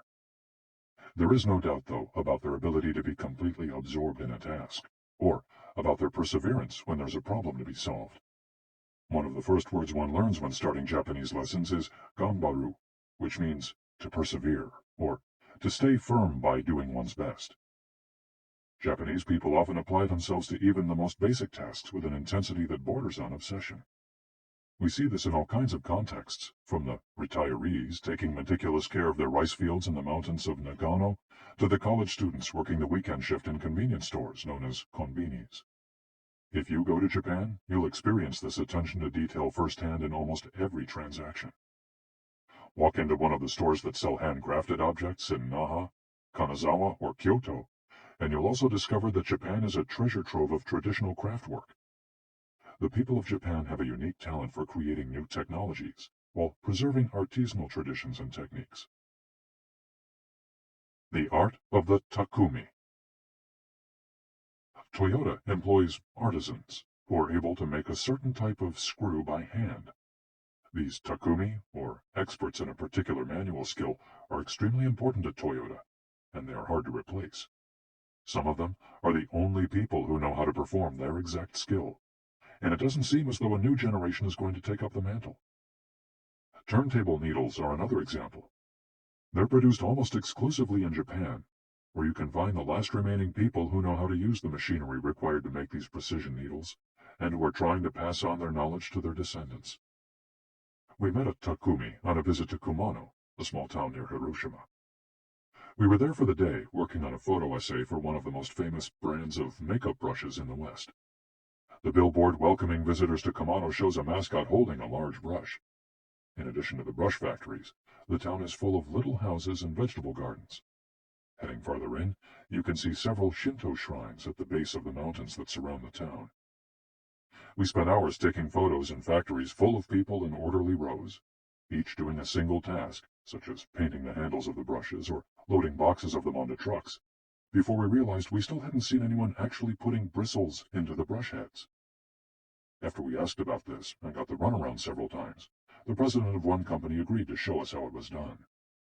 He led us out of the building and asked us to get into his car. After a 5-minute drive, we parked next to another, smaller structure and climbed the stairs. He opened a door, and we walked into a small room filled with windows that let in lovely natural light. In the middle of the room was a woman wearing a mask. You could see only her eyes. She was so focused on choosing individual bristles for the brushes, gracefully moving her hands and fingers, using scissors and combs to sort the bristles, that she didn't even notice our presence. Her movements were so quick, it was hard to tell what she was doing. The president of the company interrupted her to let her know that we'd be taking photos as she worked. We couldn't see her mouth, but the glint in her eye and the cheerful inflection in her speech let us know she was smiling. She looked happy and proud, talking about her work and responsibilities. We had to use extremely fast shutter speeds to capture her movements. Her hands danced and flowed in concert with her tools and the bristles she was sorting. The president told us that this takumi was one of the most important people in the company. even though she was hidden away in a separate building. Every bristle of every brush the company made passed through her hands. Steve Jobs in Japan. Apple co-founder Steve Jobs was a big fan of Japan. Not only did he visit the Sony factories in the 1980s and adopt many of their methods when he founded Apple, he was also captivated by the simplicity and quality of Japanese porcelain in Kyoto. It was not, however, an artisan from Kyoto who won Steve Jobs' devotion, but rather a Takumi from Toyama named Yukio Shakunaga, who used a technique called Etchu Setoyaki, known by only a few. On a visit to Kyoto, Jobs heard of an exhibition of Shakunaga's work. He immediately understood that there was something special about Shakunaga's porcelain. As a matter of fact, he bought several cups, vases, and plates, and went back to the show 3 times that week. Jobs returned to Kyoto several times over the course of his life in search of inspiration, and ended up meeting Shakunaga in person. It is said that Jobs had many questions for him, almost all of them about the fabrication process and the type of porcelain he used. Shakunaga explained that he used white porcelain he extracted himself from mountains in the Toyama prefecture, making him the only artist of his ilk familiar with the fabrication process of porcelain objects from their origins in the mountains to their final form, an authentic Takumi. Jobs was so impressed that he considered going to Toyama to see the mountain where Shakunaga got his porcelain, but thought better of it when he heard that it was more than 4 hours by train from Kyoto. In an interview after Jobs' death, Shakunaga said he was very proud that his work had been appreciated by the man who created the iPhone. He added that Jobs' last purchase from him had been a set of 12 teacups. Jobs had asked for something special, a new style. To satisfy this request, Shakunaga made 150 teacups in the process of testing out new ideas. Of these, he chose the 12 best and sent them to the Jobs family. Ever since his first trip to Japan, Jobs was fascinated and inspired by the country's artisans, engineers, especially at Sony, philosophy, especially Zen, and cuisine, especially sushi. Sophisticated simplicity. What do Japanese artisans, engineers, Zen philosophy, and cuisine have in common? Simplicity and attention to detail. It is not a lazy simplicity, but a sophisticated one that searches out new frontiers, always taking the object, the body and mind, or the cuisine to the next level, according to one's IKIGAI. As Csikszentmihalyi would say, the key is always having a meaningful challenge to overcome in order to maintain flow. The documentary Jiro Dreams of Sushi gives us another example of a Takumi, this time in the kitchen. Its protagonist has been making sushi every day for more than 80 years and owns a small sushi restaurant near the Ginza subway station in Tokyo. He and his son go every day to the famous Tsukiji fish market and choose the best fish to bring back to the restaurant. In the documentary, we see one of Jiro's apprentices learning to make tamago, a thin, slightly sweet omelet. No matter how hard he tries, he can't get Jiro's approval. He keeps practicing for years until he finally does. Why does the apprentice refuse to give up? Doesn't he get bored cooking eggs every day? No, because making sushi is his Ikigai too. Both Jiro and his son are culinary artists. They don't get bored when they cook. They achieve a state of flow. They enjoy themselves completely when they're in the kitchen. That is their happiness, their Ikigai. They've learned to take pleasure in their work, to lose their sense of time. Beyond the close relationship between father and son, which helps keep the challenge going each day, they also work in a quiet, peaceful environment that allows them to concentrate. Even after receiving a 3-star rating from Michelin, they never considered opening other locations or expanding the business. They serve just 10 patrons at a time at the bar of their small restaurant. Jiro's family isn't looking to make money. Instead, they value good working conditions and creating an environment in which they can flow while making the best sushi in the world. Jiro, like Yukio Shakunaga, begins his work at the source. He goes to the fish market to find the best tuna.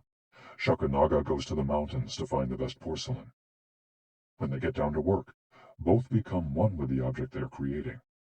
This unity with the object that they reach in a state of flow takes on special meaning in Japan, where, according to Shintoism, forests, trees, and objects have a kami, spirit or god within them.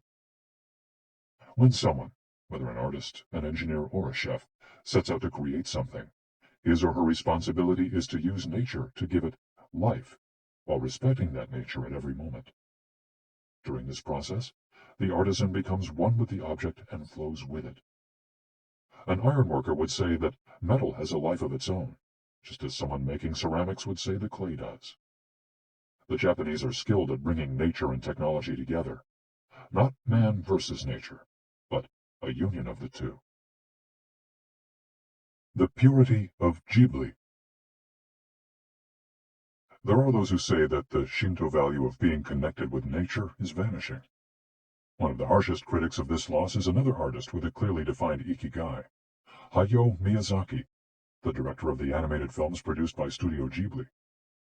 In nearly all his films, we see humans, technology, fantasy, and nature in a state of conflict, and in the end, coming together. One of the most poignant metaphors in his film, Spirited Away, is an obese spirit covered in trash that represents pollution of the rivers.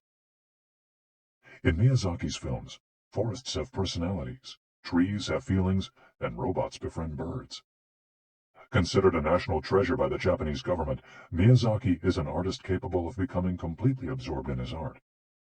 He uses a cell phone from the late 1990s, and he makes his entire team draw by hand. He directs his films by rendering on paper even the tiniest detail, achieving flow by drawing, not by using a computer. Thanks to this obsession on the director's part, Studio Ghibli is one of the only studios in the world where almost the entire production process is carried out using traditional techniques.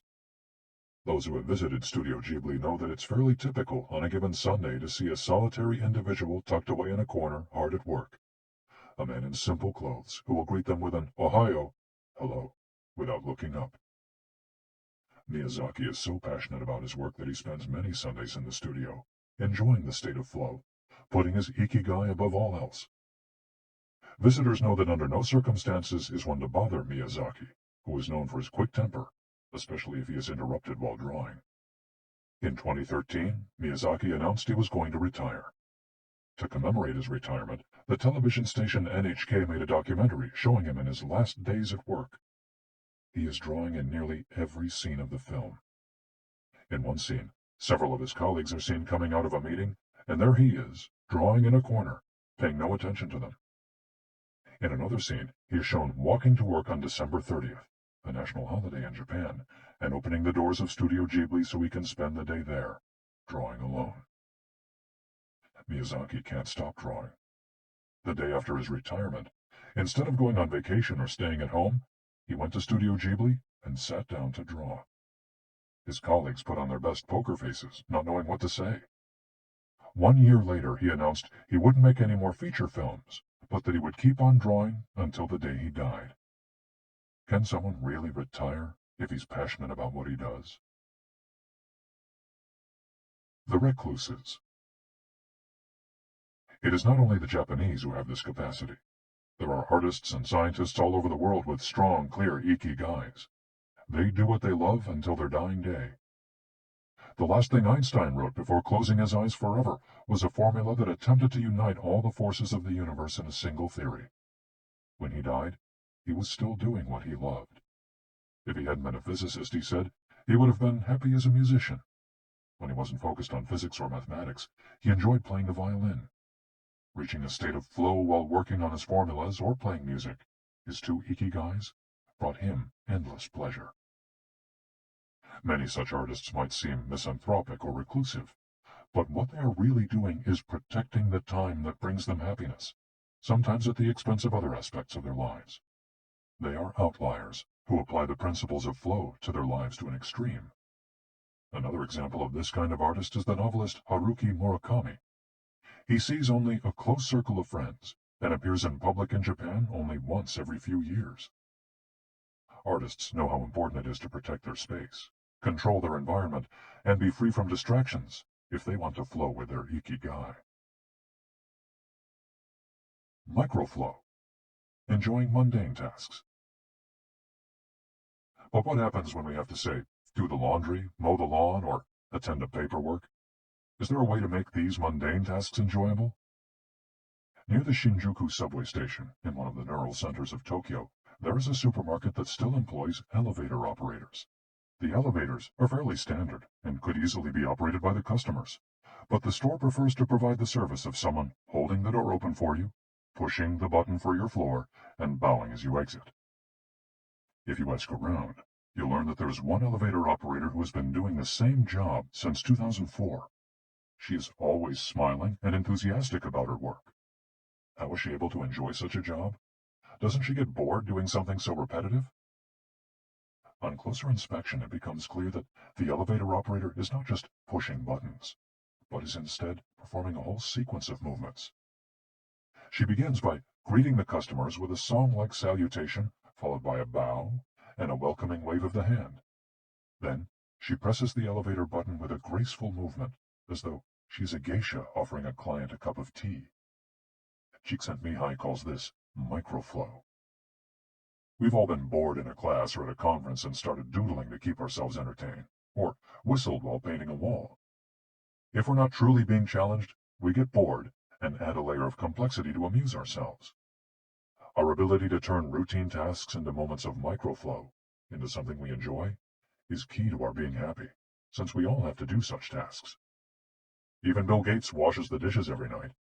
He says he enjoys it, that it helps him relax and clear his mind, and that he tries to do it a little better each day, following an established order or set of rules he's made for himself. Plates first, forks second, and so on. It's one of his daily moments of microflow. Richard Feynman, one of the most important physicists of all time, also took pleasure in routine tasks.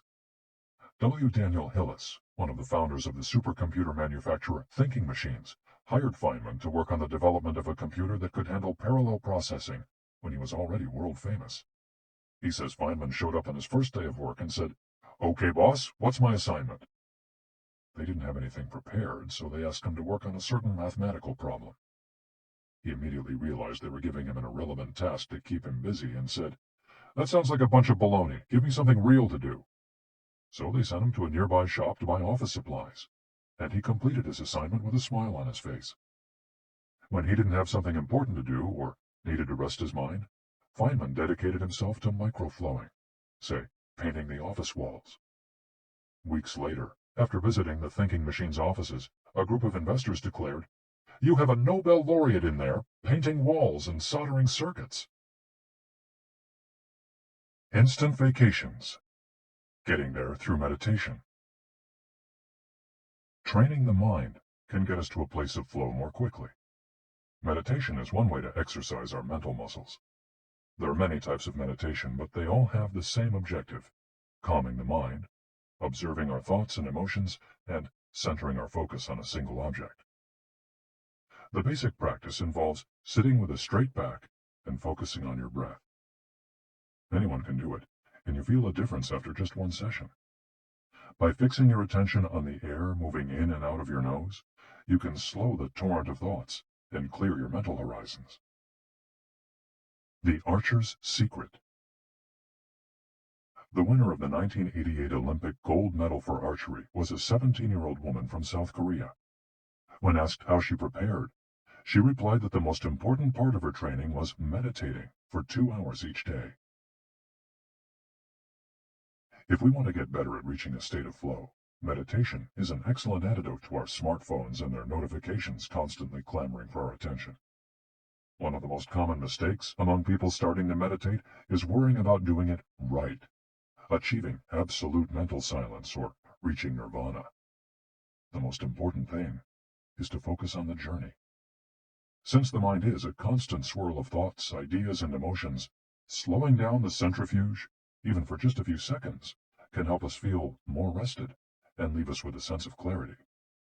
In fact, one of the things we learn in the practice of meditation is not to worry about anything that flits across our mental screen. The idea of killing our boss might flash into our mind, but we simply label it as a thought and let it pass like a cloud, without judging or rejecting it. It's only a thought, one of the 60,000 we have every day, according to some experts. Meditation generates alpha and theta brainwaves.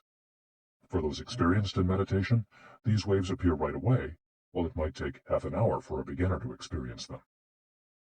These relaxing brain waves are the ones that are activated right before we fall asleep, as we lie in the sun or right after taking a hot bath.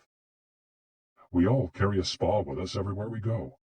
It's just a matter of knowing how to get in, something anyone can do with a bit of practice. Humans as ritualistic beings. Life is inherently ritualistic. We could argue that humans naturally follow rituals that keep us busy. In some modern cultures, we've been forced out of our ritualistic lives to pursue goal after goal in order to be seen as successful. But throughout history, humans have always been busy. We were hunting, cooking, farming, exploring, and raising families, activities that were structured as rituals to keep us busy throughout our days. But in an unusual way, rituals still permeate daily life and business practices in modern Japan. The main religions in Japan, Confucianism, Buddhism, and Shintoism, are all ones in which the rituals are more important than absolute rules. When doing business in Japan, process, manners, and how you work on something is more important than the final results. Whether this is good or bad for the economy is beyond the scope of this audiobook. What is indisputable, though, is that finding flow in a ritualistic workplace is much easier than in one in which we are continually stressed out trying to achieve unclear goals set by our bosses. Rituals give us clear rules and objectives, which help us enter a state of flow. When we have only a big goal in front of us, we might feel lost or overwhelmed by it.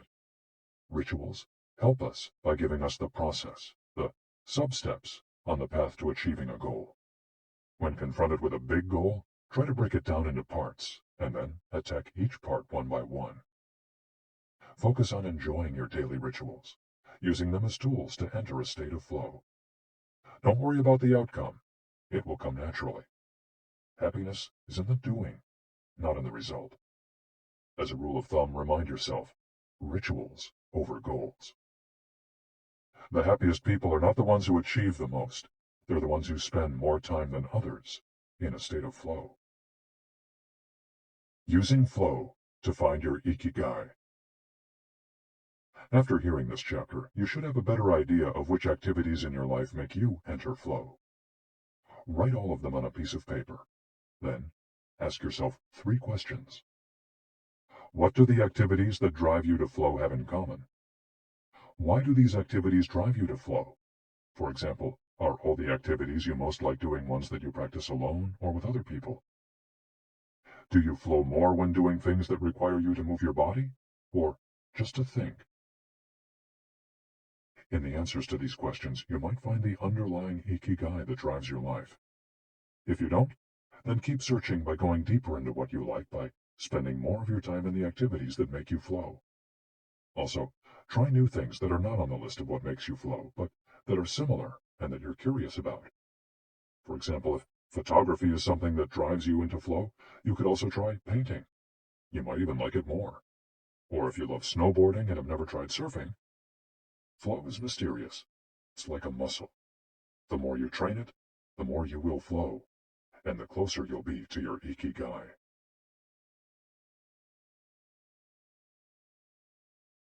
Chapter 5. Masters of Longevity. Words of wisdom from the longest living people in the world. When we started working on this audiobook, we didn't want to just research the factors that contribute to a long and happy life. We wanted to hear from the true masters of this art. The interviews we conducted in Okinawa merit their own chapter, but in the section that precedes it, we've provided an overview of the life philosophies of a few international champions of longevity. We're talking about super centenarians, people who live to 110 years of age or more. The term was coined in 1970 by Norris McWhirter, editor of the Guinness Book of World Records. Its use became more widespread in the 1990s, after it appeared in William Strauss and Neil Howe's Generations. Today, there are an estimated 300 to 450 super centenarians in the world, although the age of only around 75 of them has been confirmed. They aren't superheroes, but we could see them as such for having spent far more time on this planet than the average life expectancy would predict. Given the rise in life expectancy around the world, the number of supercentenarians might also increase. A healthy and purposeful life could help us join their ranks. Let's take a look at what a few of them have to say. Misao Okawa, 117. Eat and sleep, and you'll live a long time. You have to learn to relax.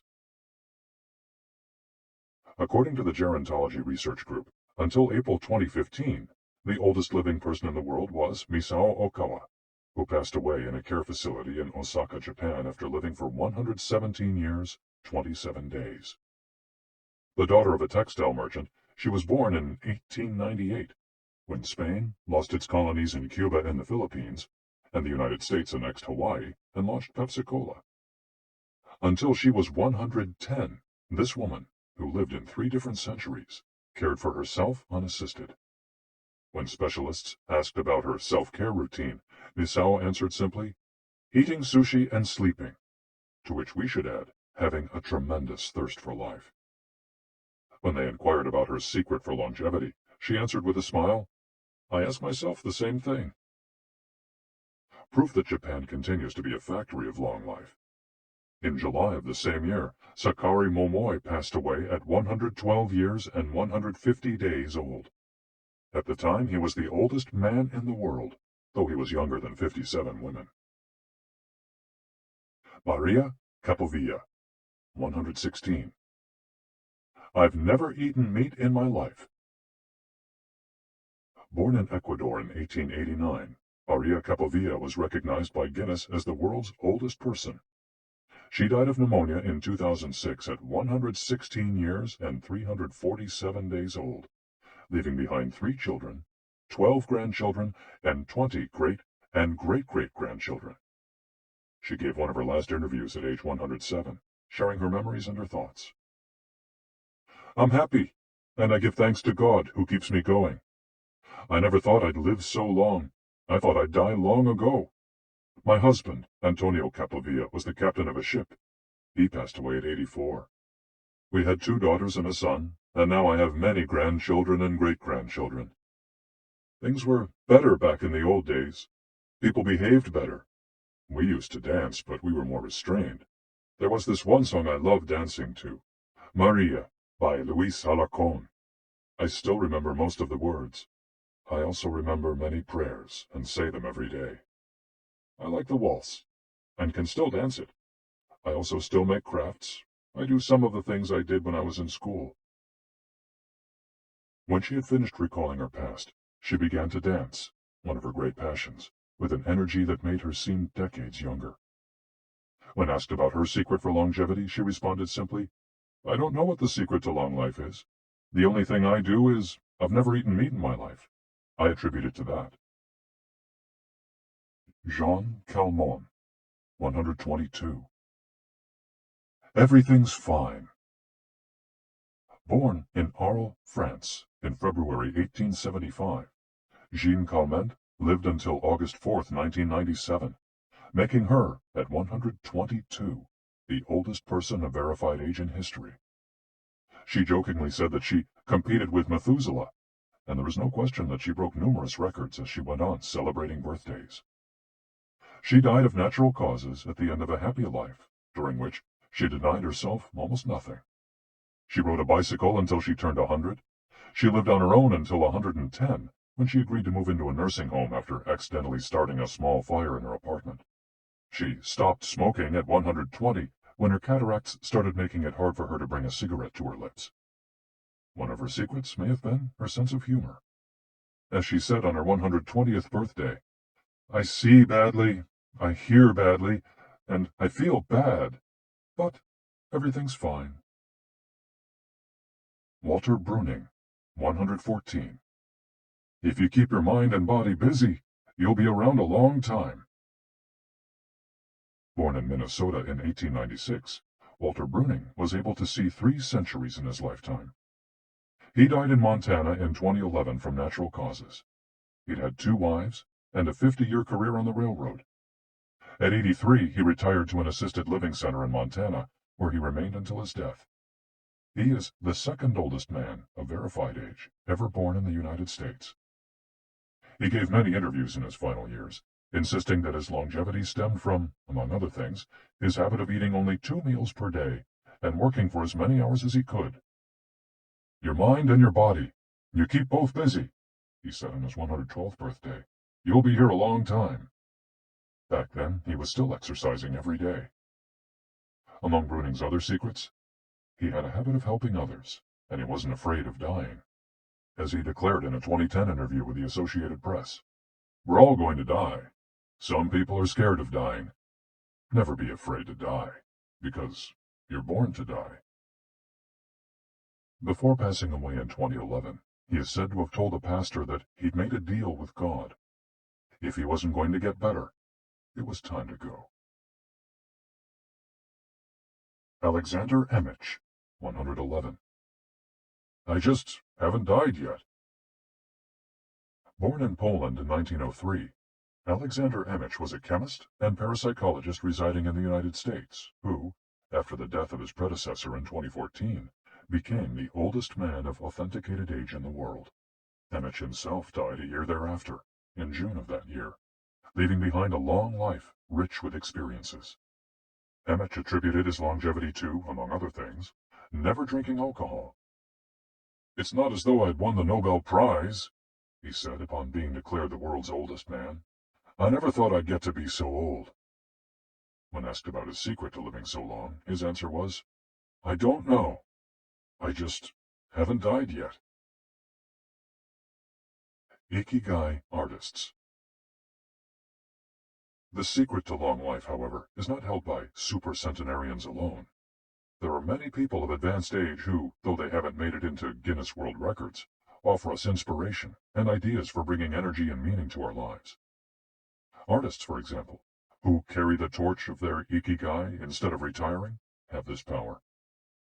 Art, in all its forms, is an Ikigai that can bring happiness and purpose to our days. Enjoying or creating beauty is free, and something all human beings have access to. Hokusai, the Japanese artist who made woodblock prints in the ukiyo-e style and lived for 88 years, from the mid-18th to the mid-19th century, added this postscript to the first edition of his 100 Views of Mount Fuji. "All that I have produced before the age of 70 is not worth being counted. It is at the age of 73 that I have somewhat begun to understand the structure of true nature, of animals and grasses, and trees and birds, and fishes and insects. Consequently, at 80 years of age, I shall have made still more progress. At 90, I hope to have penetrated into the mystery of things. At 100 years of age, I should have reached decidedly a marvelous degree. And when I shall be 110, all that I do, every point and every line, shall be instinct with life." Following is our collection of some of the most inspirational words from artists interviewed by Camille Sweeney for the New York Times. Of those still living, none have retired, and all still enjoy their passion, which they plan to pursue until their final breath, demonstrating that when you have a clear purpose, no one can stop you. The actor Christopher Plummer, still working at 86, reveals a dark desire shared by many who love the profession. "We want to drop dead on stage. That would be a nice, theatrical way to go." Osamu Tezuka, the father of modern Japanese manga, shared this feeling. Before he died in 1989, his last words as he drew one final cartoon were, "Please, just let me work." The 86-year-old filmmaker Frederick Wiseman declared on a stroll through Paris that he likes to work, which is why he does it with such intensity. "Everybody complains about their aches and pains and all that, but my friends are either dead or are still working," he said. Carmen Herrera, a painter who just entered her 100th year, sold her first canvas at 89. Today, her work is in the permanent collections of the Tate Modern and the Museum of Modern Art. When asked how she viewed her future, she responded, "I'm always waiting to finish the next thing. Absurd, I know. I go day by day." Never stop learning. You may grow old and trembling in your anatomies. You may lie awake at night listening to the disorder of your veins. You may miss your only love. You may see the world about you devastated by evil lunatics or Know your honor trampled in the sewers of baser minds. There is only one thing for it then, to learn. Learn why the world wags and what wags it. That is the only thing which the mind can never exhaust, never alienate, never be tortured by, never fear or distrust, and never dream of regretting. T.H. White, the once and future king. For his part, naturalist and author Edward O. Wilson asserted, "I feel I have enough experience to join those who are addressing big questions. About 10 years ago, when I began reading and thinking more broadly about the questions of what are we, where did we come from, and where are we going, I was astonished at how little this was being done." Ellsworth Kelly, an artist who passed away in 2015 at the age of 92, assured us that the idea that we lose our faculties with age is, in part, a myth, because instead we develop a greater clarity and capacity for observation. It's one thing about getting older. You see more. Every day, I'm continuing to see new things. That's why there are new paintings. At age 86, the architect Frank Gehry reminds us that some buildings can take 7 years, from the time you're hired until you're finished. A fact that favors a patient attitude with regard to the passage of time. The man responsible for the Guggenheim Museum Bilbao, however, knows how to live in the here and now. You stay in your time. You don't go backward. I think if you relate to the time you're in, you keep your eyes and ears open, read the paper, see what's going on, stay curious about everything, you will automatically be in your time. Longevity in Japan. Because of its robust civil registry, many of those verified as having lived the longest are found in the United States. However, there are many centenarians living in remote villages in other countries. A peaceful life in the countryside seems pretty common among people who have watched a century pass. Without question, the international superstar of longevity is Japan, which has the highest life expectancy of any country in the world. In addition to a healthy diet, which we will explore in detail, and an integrated healthcare system in which people go to the doctor for regular checkups to prevent disease, longevity in Japan is closely tied to its culture, as we'll see later on. The sense of community, and the fact that Japanese people make an effort to stay active until the very end, are key elements of their secret to long life. If you want to stay busy even when there's no need to work, there has to be an IKIGAI on your horizon. A purpose that guides you throughout your life and pushes you to make things of beauty and utility for the community and yourself. Chapter 6. Lessons from Japan's Centenarians. Traditions and Proverbs for Happiness and Longevity. To get to Ogimi, we had to fly nearly 3 hours from Tokyo to Naha, the capital of Okinawa. Several months earlier, we'd contacted the town council of a place known as the Village of Longevity to explain the purpose of our trip and our intention to interview the oldest members of the community. After numerous conversations, we finally got the help we were looking for and were able to rent a house just outside the town. 1 year after starting this project, we found ourselves on the doorstep of some of the longest living people in the world. We realized right away that time seems to have stopped there, as though the entire town were living in an endless here and now. Arriving in Ogimi. After 2 hours on the road from Naha, we're finally able to stop worrying about the traffic. To our left are the sea and an empty stretch of beach. To our right, the mountainous jungle of Okinawa's Yanbaru forests. Once Route 58 passes Nago, where Orion beer, the pride of Okinawa, is made, it skirts the coast until it reaches Ogimi. Every now and then a few little houses and stores crop up in the narrow stretch of land between the road and the base of the mountain. We pass small clusters of houses scattered here and there as we enter the municipality of Ogimi, but the town doesn't really seem to have a center. Our GPS finally guides us to our destination, the Center for the Support and Promotion of Well-Being, housed in an unattractive cinder block building right off the highway. We go in through the back door, where a man named Taira is waiting for us. Beside him is a petite, cheerful woman who introduces herself as Yuki. 2 other women immediately get up from desks and show us to a conference room. They serve us each a cup of green tea and a few shikuwasa, a small citrus fruit that packs a big nutritional punch, as we'll see later on. Taira sits down across from us in his formal suit and opens up a large planner and a 3-ring binder. Yuki sits next to him. The binder contains a list of all the town's residents, organized by age and club, or moai. Taira points out that these groups of people who help one another are characteristic of Ogimi. The moai are not organized around any concrete objective. They function more like a family. Taira also tells us that volunteer work, rather than money, drives much of what happens in Ogimi. Everyone offers to pitch in, and the local government takes care of assigning tasks. This way, everyone can be useful and feels like part of the community. Ogimi is the penultimate town before Cape Hedo, the northernmost point of the largest island in the archipelago.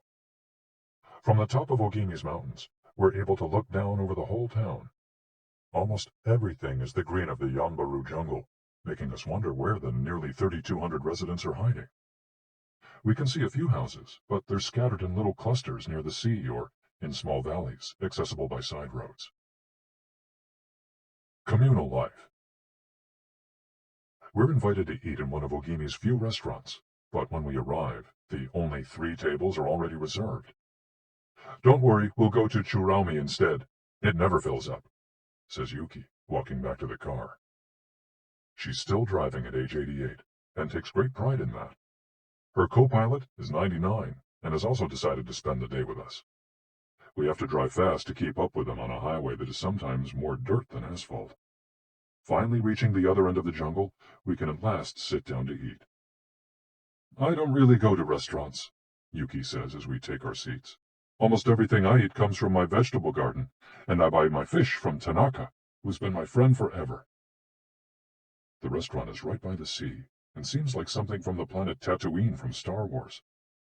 The menu boasts in large letters that it serves slow food, prepared with organic vegetables grown in the town. "But really," Yuki continues, "food is the least important thing." She is extroverted and rather pretty. She likes to talk about her role as the director of several associations run by the local government. "Food won't help you live longer," she says, bringing to her lips a bite of the diminutive confection that followed our meal. "The secret is smiling and having a good time." There are no bars and only a few restaurants in Ogimi, but those who live there enjoy a rich social life that revolves around community centers. The town is divided into 17 neighborhoods, and each one has a president and several people in charge of things like culture, festivals, social activities, and longevity. Residents pay close attention to this last category. We're invited to the community center of one of the 17 neighborhoods. It's an old building right next to one of the mountains of the Yanbaru jungle, home to Bunagaya, the town's iconic sprites. The Bunagaya spirits of the Yanbaru jungle. Bunagaya are magical creatures that inhabit the Yanbaru jungle near Ogimi and its surrounding towns.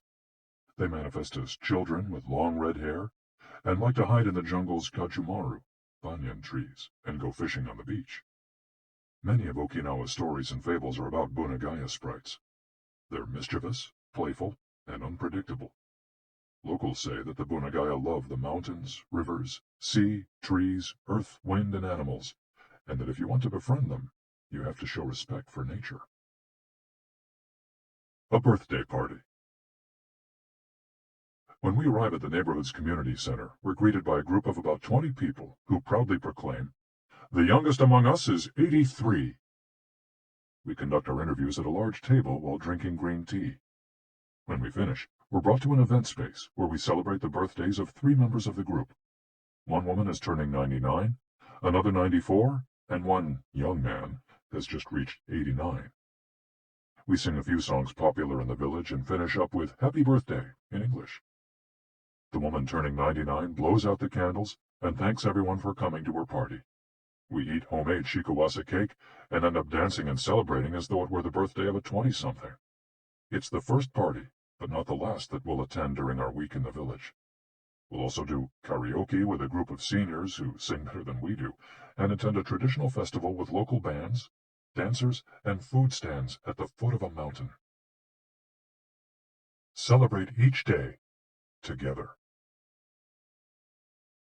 Celebrations seem to be an essential part of life in Ogimi. We're invited to watch a game of gate ball, one of the most popular sports among Okinawa's older residents. It involves hitting a ball with a mallet-like stick. It's a low-impact sport that can be played anywhere, and it's a good excuse to move around and have fun as a group. The residents hold local competitions, and there is no age limit for participants. We participate in the weekly game and lose to a woman who recently turned 104. Everyone cheers, and the defeated look on our faces elicits laughter. In addition to playing and celebrating as a community, spirituality is also essential to the happiness of the village's residents. The gods of Okinawa.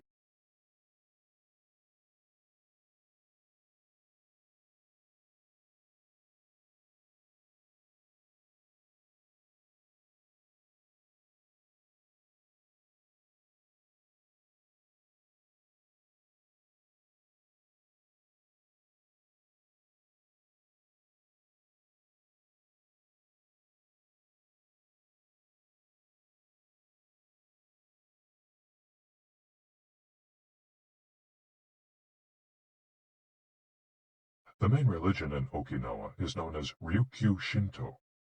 Ryukyu is the original name of the Okinawa archipelago, and Shinto means the path of the gods. Ryukyu Shinto combines elements of Chinese Taoism, Confucianism, Buddhism, and Shintoism with shamanistic and animistic elements. According to this ancient faith, the world is populated by an infinite number of spirits, divided into several types. Spirits of the home, of the forest, of the trees, and of the mountains. It's important to appease these spirits through rituals and festivals, and by consecrating sacred grounds. Okinawa is full of sacred jungles and forests, where many of the two main kinds of temples are found, the Utaki and the Uganju. We visited an Uganju, or small open-air temple, adorned with incense and coins, next to a waterfall in Ogimi. The Utaki is a collection of stones where people go to pray and where, supposedly, spirits gather. In Okinawa's religious practice, women are considered spiritually superior to men, whereas the opposite is true of traditional Shintoism in the rest of Japan. Yuta are women chosen as mediums by their communities to make contact with the spirit realm through traditional rites. Ancestor worship is another important feature of spiritual practice in Okinawa, and in Japan in general. The home of each generation's firstborn usually contains a butsudan, or small altar, used to pray for and make offerings to the family's ancestors. Mabui. Every person has an essence, or mabui. This mabui is our spirit and the source of our life force. It is immortal and makes us who we are. Sometimes the mabui of someone who has died is trapped in the body of a living person. This situation requires a separation ritual to free the mabui of the deceased. It often happens when a person dies suddenly, especially at a young age, and his or her mabui does not want to move on to the realm of the dead. A mabui can also be passed from person to person by physical contact. A grandmother who leaves her granddaughter a ring transfers a part of her mabui to her. Photographs can also be a medium for passing mabui among people. The older, the stronger. Looking back, our days in Ogimi were intense, but relaxed. Sort of like the lifestyle of the locals, who always seemed to be busy with important tasks, but who, upon closer inspection, did everything with a sense of calm. They were always pursuing their IKIGAI, but they were never in a rush.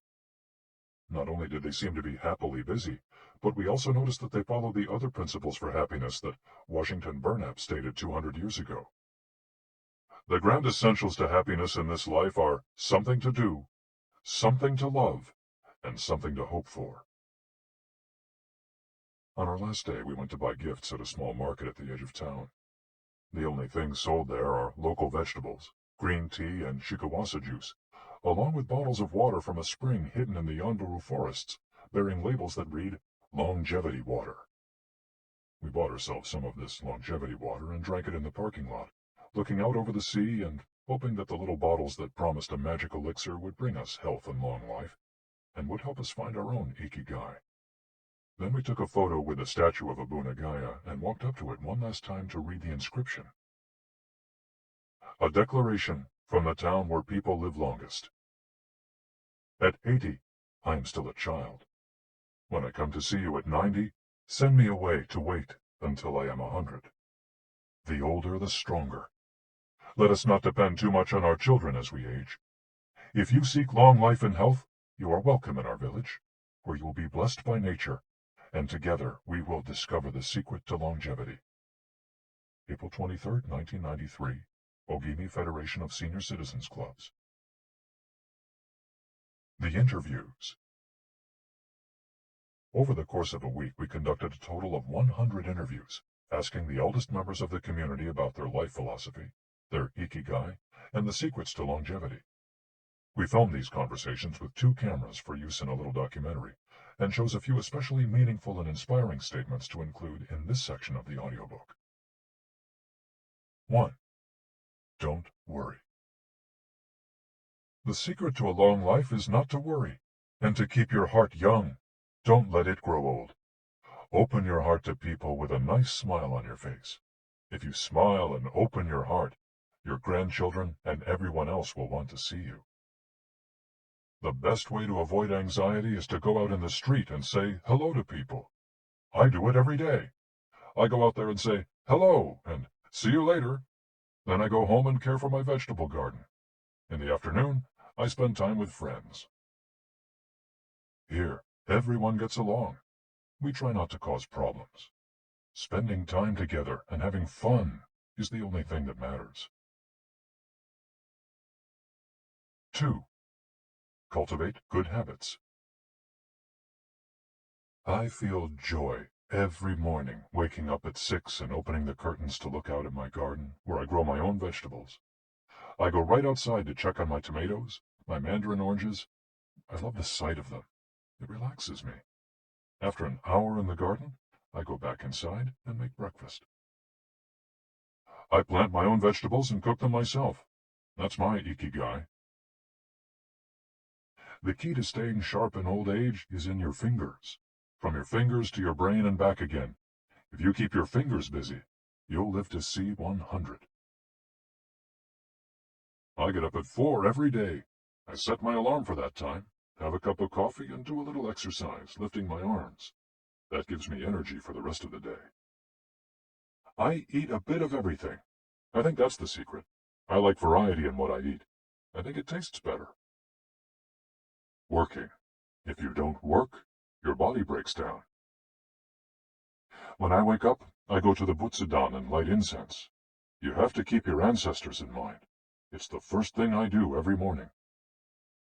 I wake up every day at the same time, early, and spend the morning in my vegetable garden. I go dancing with my friends once a week. I do exercise every day, and every morning I go for a little walk. I never forget to do my Taiso exercises when I get up. Eating vegetables, it helps you live longer. To live a long time, you need to do 3 things. Exercise to stay healthy, eat well, and spend time with people. 3. Nurture your friendships every day. Getting together with my friends is my most important ikigai. We all get together here and talk. It's very important. I always know I'll see them all here tomorrow, and that's one of my favorite things in life. My main hobby is getting together with friends and neighbors. Talking each day with the people you love. That's the secret to a long life. I say hello and see you later to the children on their way to school and wave at everyone who goes by me in their car. Drive safely, I say. Between 7:20 a.m. and 8:15 a.m., I'm outside on my feet the whole time, saying hello to people. Once everyone's gone, I go back inside. Chatting and drinking tea with my neighbors. That's the best thing in life.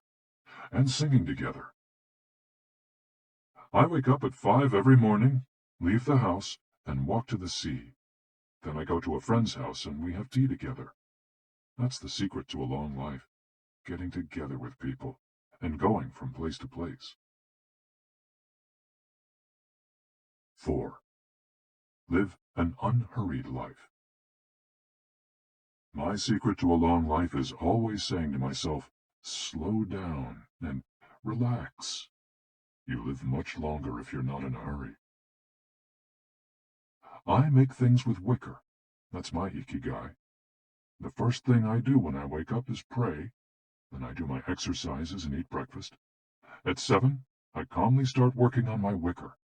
When I get tired at 5, I go visit my friends. Doing many different things every day. Always staying busy, but doing one thing at a time without getting overwhelmed. The secret to long life is going to bed early, waking up early, and going for a walk. Living peacefully and enjoying the little things. Getting along with your friends. Spring, summer, fall, winter. Enjoying each season happily. 5. Be optimistic. Every day I say to myself, today will be full of health and energy. Live it to the fullest. I'm 98, but consider myself young. I still have so much to do. Laugh. Laughter is the most important thing. I laugh wherever I go. I'm going to live to be 100. Of course I am. It's a huge motivation for me. Dancing and singing with your grandchildren is the best thing in life. I feel very fortunate to have been born here. I give thanks for it every day. The most important thing in Ogimi, in life, is to keep smiling. I do volunteer work to give back to the village a bit of what it has given to me. For example, I use my car to help friends get to the hospital. There's no secret to it. The trick is just to live. Keys to the Ogimi lifestyle. 100% of the people we interviewed keep a vegetable garden, and most of them also have fields of tea, mangoes, shikawasa, and so on. All belong to some form of neighborhood association where they feel cared for as though by family. They celebrate all the time, even little things. Music, song, and dance are essential parts of daily life. They have an important purpose in life, or several. They have an ikigai, but they don't take it too seriously. They're relaxed and enjoy all that they do. They are very proud of their traditions and local culture. They are passionate about everything they do, however insignificant it might seem. Locals have a strong sense of yui ma'aru, recognizing the connection between people. They help each other with everything from work in the fields, harvesting sugarcane or planting rice, to building houses and municipal projects. Our friend Miyagi, who ate dinner with us on our last night in town, told us that he was building a new home with the help of all his friends, and that we could stay there the next time we were in Ogimi. They are always busy, but they occupy themselves with tasks that allow them to relax. We didn't see a single old grandpa sitting on a bench doing nothing. They're always coming and going, to sing karaoke, visit with neighbors, or play a game of gateball. Chapter 7. The Ikigai Diet. What the world's longest living people eat and drink. According to the World Health Organization, Japan has the highest life expectancy in the world, 85 years for men and 87.3 years for women. Moreover, it has the highest ratio of centenarians in the world, more than 520 for every million people, as of September 2016. While life expectancy in Japan is high overall, Okinawa exceeds the national average. Okinawa is one of the areas in Japan that were most affected by World War II. As a result not only of conflicts on the battlefield, but also of hunger and a lack of resources once the war ended, the average life expectancy was not very high during the 1940s and 1950s. As Okinawans recovered from the destruction, however, they came to be some of the country's longest living citizens. What secrets to long life do the Japanese hold? What is it about Okinawa that makes it the best of the best in terms of life expectancy? Experts point out that, for one thing, Okinawa is the only province in Japan without trains. Its residents have to walk or cycle when not driving. It's also the only province that has managed to follow the Japanese government's recommendation of eating less than 10 grams of salt per day. Okinawa's Miracle Diet. The mortality rate from cardiovascular disease in Okinawa is the lowest in Japan, and diet almost certainly has a lot to do with this. It's no coincidence that the Okinawa diet is so often discussed around the world at panels on nutrition. The most concrete and widely cited data on diet in Okinawa came from studies by Makoto Suzuki, a cardiologist at the University of Ryukyus, who has published more than 700 scientific articles on nutrition and aging in Okinawa since 1970. Bradley J. Wilcox and D. Craig Wilcox joined Makoto Suzuki's research team and published a book considered the Bible on the subject, The Okinawa Program. They reached the following conclusions. Locals eat a wide variety of foods, especially vegetables. Variety seems to be key. A study of Okinawa's centenarians showed that they ate 206 different foods, including spices, on a regular basis. They ate an average of 18 different foods each day, a striking contrast to the nutritional poverty of our fast food culture. They eat at least 5 servings of fruits and vegetables every day. At least 7 types of fruits and vegetables are consumed by Okinawans on a daily basis. The easiest way to check if there's enough variety on your table is to make sure you're eating the rainbow. A table featuring red peppers, carrots, spinach, cauliflower, and eggplant, for example, offers great color and variety. Vegetables, potatoes, legumes, and soy products, such as tofu, are the staples of an Okinawan's diet. More than 30% of their daily calories come from vegetables. Grains are the foundation of their diet. Japanese people eat white rice every day, sometimes adding noodles. Rice is the primary food in Okinawa as well. They rarely eat sugar, and if they do, it's cane sugar. We drove through several sugarcane fields every morning on our way to Ogimi, and even drank a glass of cane juice at Nakijin Castle. Beside the stall selling the juice was a sign describing the anti-carcinogenic benefits of sugarcane.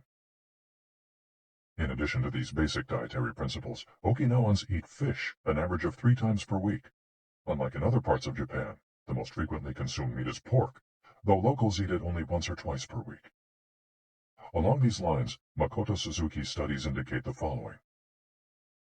Okinawans consume, in general, 1/3 as much sugar as the rest of Japan's population, which means that sweets and chocolate are much less a part of their diet. They also eat practically half as much salt as the rest of Japan, 7 grams per day compared to an average of 12. They consume fewer calories, an average of 1,785 per day, compared to 2,068 in the rest of Japan. In fact, low caloric intake is common among the 5 blue zones. Hara-Hachi-Bu. This brings us back to the 80% rule we mentioned in the first chapter, a concept known in Japanese as Hara-Hachi-Bu. It's easy to do. When you notice you're almost full but could have a little more, just stop eating. One easy way to start applying the concept of Hara-Hachi-Bu is to skip dessert, or to reduce portion size. The idea is to still be a little bit hungry when you finish. This is why portion size tends to be much smaller in Japan than in the West. Food isn't served as appetizers, main courses, and dessert. Instead, it's much more common to see everything presented at once on small plates. One with rice, another with vegetables, a bowl of miso soup, and something to snack on. Serving food on many small plates makes it easier to avoid eating too much, and facilitates the varied diet discussed at the beginning of this chapter. Hara-Hachi-Bu is an ancient practice. The 12th century book on Zen Buddhism, Zazen Youjinki, recommends eating 2/3 as much as you might want to. Eating less than one might want is common among all Buddhist temples in the East. Perhaps Buddhism recognized the benefits of limiting caloric intake more than 9 centuries ago. So, eat less to live longer? Few would challenge this idea. Without taking it to the extreme of malnutrition, of course, eating fewer calories than our bodies ask for seems to increase longevity. The key to staying healthy while consuming fewer calories is eating foods with a high nutritional value, especially superfoods, and avoiding those that add to our overall caloric intake but offer little to no nutritional value. The calorie restriction we've been discussing is one of the most effective ways to add years to your life. If the body regularly consumes enough or too many calories, it gets lethargic and starts to wear down, expending significant energy on digestion alone. Another benefit of calorie restriction is that it reduces levels of IGF-1, insulin-like growth factor 1, in the body. IGF-1 is a protein that plays a significant role in the aging process. It seems that one of the reasons humans and animals age is an excess of this protein in their blood. Whether calorie restriction will extend lifespan in humans is not yet known, but data increasingly indicate that moderate calorie restriction with adequate nutrition has a powerful protective effect against obesity, type 2 diabetes, inflammation, hypertension, and cardiovascular disease, and reduces metabolic risk factors associated with cancer. An alternative to following the 80% rule on a daily basis is to fast for 1 or 2 days each week. The 5-2, or fasting diet, recommends 2 days of fasting, consuming fewer than 500 calories every week, and eating normally on the other 5 days. Among its many benefits, fasting helps cleanse the digestive system and allows it to rest. 15 natural antioxidants found in the Okinawan diet. Antioxidants are molecules that slow down the oxidation process in cells, neutralizing the free radicals that cause damage and accelerate aging. The antioxidant power of green tea, for example, is well known and will be discussed later at greater length. Because they are rich in antioxidants and are eaten nearly every day in the region, these 15 foods are considered keys to Okinawan vitality.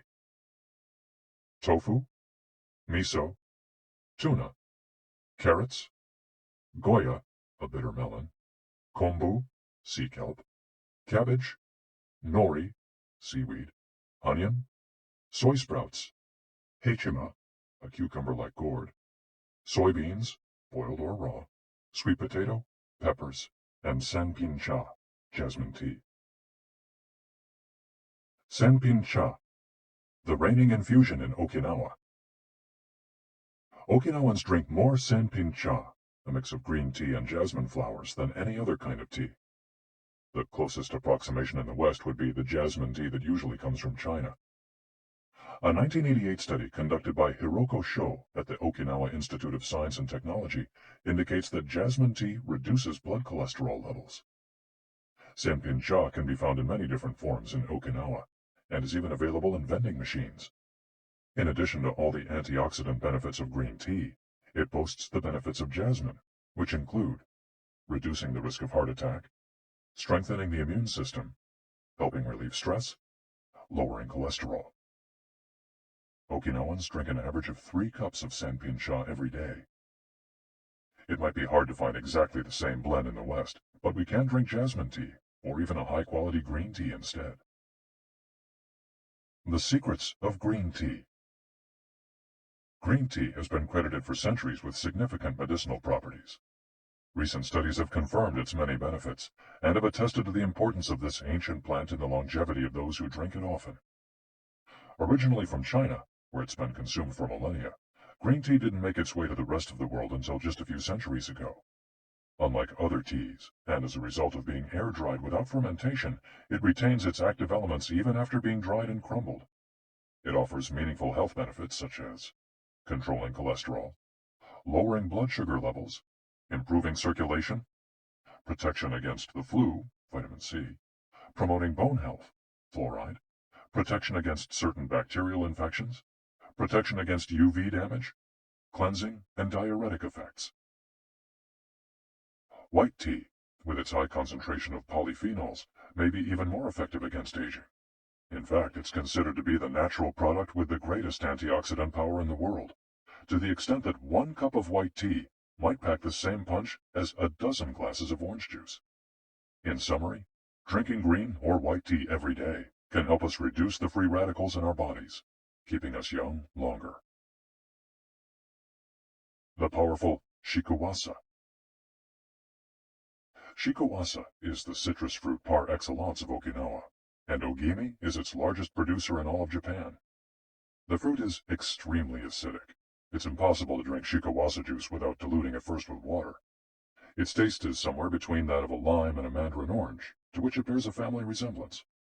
Shikuwasas also contain high levels of nobiletin, a flavonoid rich in antioxidants.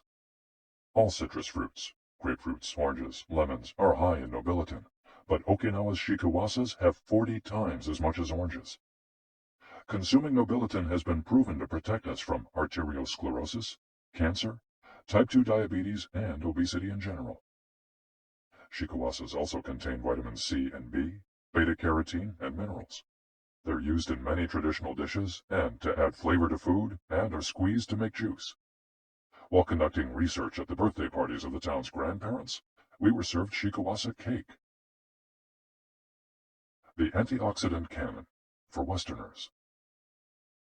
In 2010, the UK's Daily Mirror published a list of foods recommended by experts to combat aging. Among these foods readily available in the West are vegetables, such as broccoli and chard, for their high concentration of water, minerals, and fiber. Oily fish, such as salmon, mackerel, tuna, and sardines, for all the antioxidants in their fat. Fruits, such as citrus, strawberries, and apricots. They're an excellent source of vitamins and help eliminate toxins from the body. Berries, such as blueberries and goji berries. They're rich in phytochemical antioxidants. Dried fruits, which contain vitamins and antioxidants and give you energy. Grains, such as oats and wheat, which give you energy and contain minerals. Olive oil, for its antioxidant effects that show in your skin. Red wine, in moderation, for its antioxidant and vasodilatory properties. Foods that should be eliminated are refined sugar and grains, processed baked goods, and prepared foods, along with cow's milk and all its derivatives. Following this diet will help you feel younger and slow the process of premature aging. Chapter 8. Gentle Movements, Longer Life. Exercises from the East that promote health and longevity. Studies from the Blue Zone suggest that the people who live the longest are not the ones who do the most exercise, but rather the ones who move the most. When we visited Ogimi, the village of longevity, we discovered that even people over 80 and 90 years old are still highly active. They don't stay at home looking out the window or reading the newspaper. Ogimi's residents walk a lot, do karaoke with their neighbors, get up early in the morning, and as soon as they've had breakfast, or even before, head outside to weed their gardens. They don't go to the gym or exercise intensely, but they almost never stop moving in the course of their daily routines. As easy as getting out of your chair. Metabolism slows down 90% after 30 minutes of sitting. The enzymes that move the bad fat from your arteries to your muscles, where it can get burned off, slow down. And after 2 hours, good cholesterol drops 20%. Just getting up for 5 minutes is going to get things going again. These things are so simple they're almost stupid, says Gavin Bradley in a 2015 interview with Bridget Schulte for the Washington Post. Bradley is one of the preeminent experts on the subject, and the director of an international organization dedicated to building awareness of how detrimental sitting all the time can be to our health. If we live in a city, we might find it hard to move in natural and healthy ways every day, but we can turn to exercises that have proven for centuries to be good for the body. The Eastern disciplines for bringing body, mind, and soul into balance have become quite popular in the West, but in their countries of origin, they've been used for ages to promote health. Yoga, originally from India, though very popular in Japan, and China's Qigong and Tai Chi, among other disciplines, seek to create harmony between a person's body and mind, so they can face the world with strength, joy, and serenity. They're touted as elixirs of youth, and science has endorsed the claim. These gentle exercises offer extraordinary health benefits, and are particularly appropriate for older individuals who have a harder time staying fit. Tai Chi has been shown, among other things, to slow the development of osteoporosis and Parkinson's disease, to increase circulation, and to improve muscle tone and flexibility. Its emotional benefits are just as important. It's a great shield against stress and depression. You don't need to go to the gym for an hour every day or run marathons. As Japanese centenarians show us, all you need is to add movement to your day. Practicing any of these Eastern disciplines on a regular basis is a great way to do so. An added benefit is that they all have well-defined steps, and as we heard in Chapter 4, disciplines with clear rules are good for flow. If you don't like any of these disciplines, feel free to choose a practice that you love and that makes you move. Following, We'll take a look at some of the practices that promote health and longevity. But first, a little appetizer. A singularly Japanese exercise for starting your day. Radio Taiso. This morning warm-up has been around since before World War II. The radio part of its name is from when the instructions for each exercise were transmitted over the radio. But today people usually do these movements while tuned to a television channel or internet video demonstrating the steps. One of the main purposes of doing radio Taiso is to promote a spirit of unity among participants. The exercises are always done in groups, usually in schools before the start of classes, and in businesses before the workday begins. Statistics show that 30% of Japanese practice radio Taiso for a few minutes every morning. But radio Taiso is one thing that almost everyone we interviewed in Ogimi had in common. Even the residents of the nursing home we visited dedicated at least 5 minutes every day to doing it, though some did the exercises from their wheelchairs. We joined them on their daily practice, and we felt refreshed for the rest of the day. When these exercises are done in a group, it's usually on a sports field or in a large reception hall, and typically involves some kind of loudspeaker. The exercises take 5 or 10 minutes, depending on whether you do all or only some of them. They focus on dynamic stretching and increasing joint mobility. One of the most iconic radio Taiso exercises consists of simply raising your arms above your head and then bringing them down in a circular motion. It's a tool to wake up the body, an easy mobility workout that is low in intensity and that focuses on exercising as many joints as possible. It might seem basic, but in our modern lives, we can spend days without raising our arms above our ears. Think about it. Our arms are down when using computers, when using smartphones, when reading books. One of the few times we raise our hands over our heads is when reaching for something in a cupboard or closet, while our ancestors were raising their hands over their heads all the time when gathering things from trees. Radio Taiso helps us to practice all the basic movements of the body. Yoga. Popular in Japan as well as in the West, yoga can be done by almost anyone. Some of its poses have even been adapted for pregnant women and practitioners with physical disabilities. Yoga comes from India, where it was developed millennia ago to unite our mental and physical elements.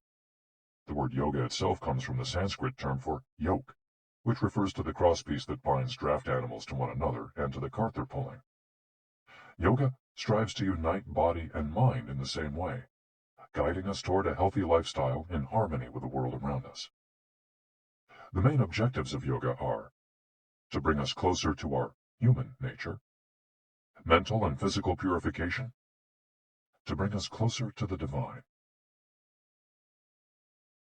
Styles of yoga. Though all are oriented towards similar goals, there are many different types of yoga that vary according to the traditions and texts from which they were developed. The differences among them lie, as the masters say, in the path taken to the summit of our best self. Jnana Yoga. The yoga of wisdom, the search for discipline and mental growth. Karma Yoga focuses on action, on tasks and duties that benefit oneself and one's community. Bhakti Yoga, the yoga of devotion and surrender to the divine. Mantra Yoga focuses on the recitation of mantras to reach a state of relaxation. Kundalini Yoga combines diverse steps to reach the desired mental state. Raja Yoga, also known as the royal path, encompasses a range of steps geared toward achieving communion with oneself and others. Hatha Yoga, the most widespread form in the West and Japan, characterized by asanas, or poses, combined in a quest for balance. How to do a sun salutation. The sun salutation is one of the most iconic exercises in Hatha Yoga. To do it, you simply have to follow these 12 basic movements. 1. With your feet together, stand up straight, but keep your muscles relaxed. Exhale. 2. Place the palms of your hands together in front of your chest. From this position, inhale as you raise your arms above your head and bend backwards slightly. 3. Exhale as you bend forward until you touch the ground with the palms of your hands, without bending your knees. 4. Stretch one leg back to touch the floor with the tips of your toes. Inhale. 5. Bring the other leg back, keeping your legs and arms straight as you hold your breath. 6. As you exhale, bend your arms and bring your chest to the ground, and then forward, resting your knees on the ground. 7. Straighten your arms and bend your spine back, keeping the lower half of your body on the ground. Inhale. 8. With your hands and feet on the ground, lift your hips until your arms and legs are straight and your body forms an upside-down V. Exhale throughout the movement. 9. Bring forward the same leg you'd stretched back earlier and bend it so that your knee and foot are aligned under your head and between your hands. Inhale. 10. Exhale as you bring your back foot forward and straighten your legs, keeping your hands on the ground as in posture 3. 11. Bring your arms above your head with your palms together and bend backwards slightly as you did in posture 2 while you inhale. 12. Lower your arms to their initial position in mountain pose while you exhale. You've just greeted the sun. Now you're ready to have a fantastic day. Tai Chi. Also known as Tai Chi Chuan, Tai Chi is a Chinese martial art that can be traced back hundreds of years to Buddhism and Confucianism. It's very popular in Japan, too. According to Chinese tradition, it was created by the Taoist master and martial arts practitioner Zhang Sanfeng, though it was Yang Luchan who in the 19th century brought the form to the rest of the world. Tai Chi was originally a neijia, or internal martial art, meaning its goal was personal growth. Focused on self-defense, it teaches those who practice it to defeat their adversaries by using the least amount of force possible and by relying on agility. Tai Chi, which was also seen as a means of healing body and mind, would go on to be used more frequently to foster health and inner peace. To encourage its citizens to be more active, the Chinese government promoted it as an exercise, and it lost its original connection to martial arts, becoming instead a source of health and well-being, accessible to all. Styles of Tai Chi. There are different schools and styles of Tai Chi. The following are the best known. Chen style alternates between slow movements and explosive ones. Yang style, the most widespread of the forms, characterized by slow, fluid movements.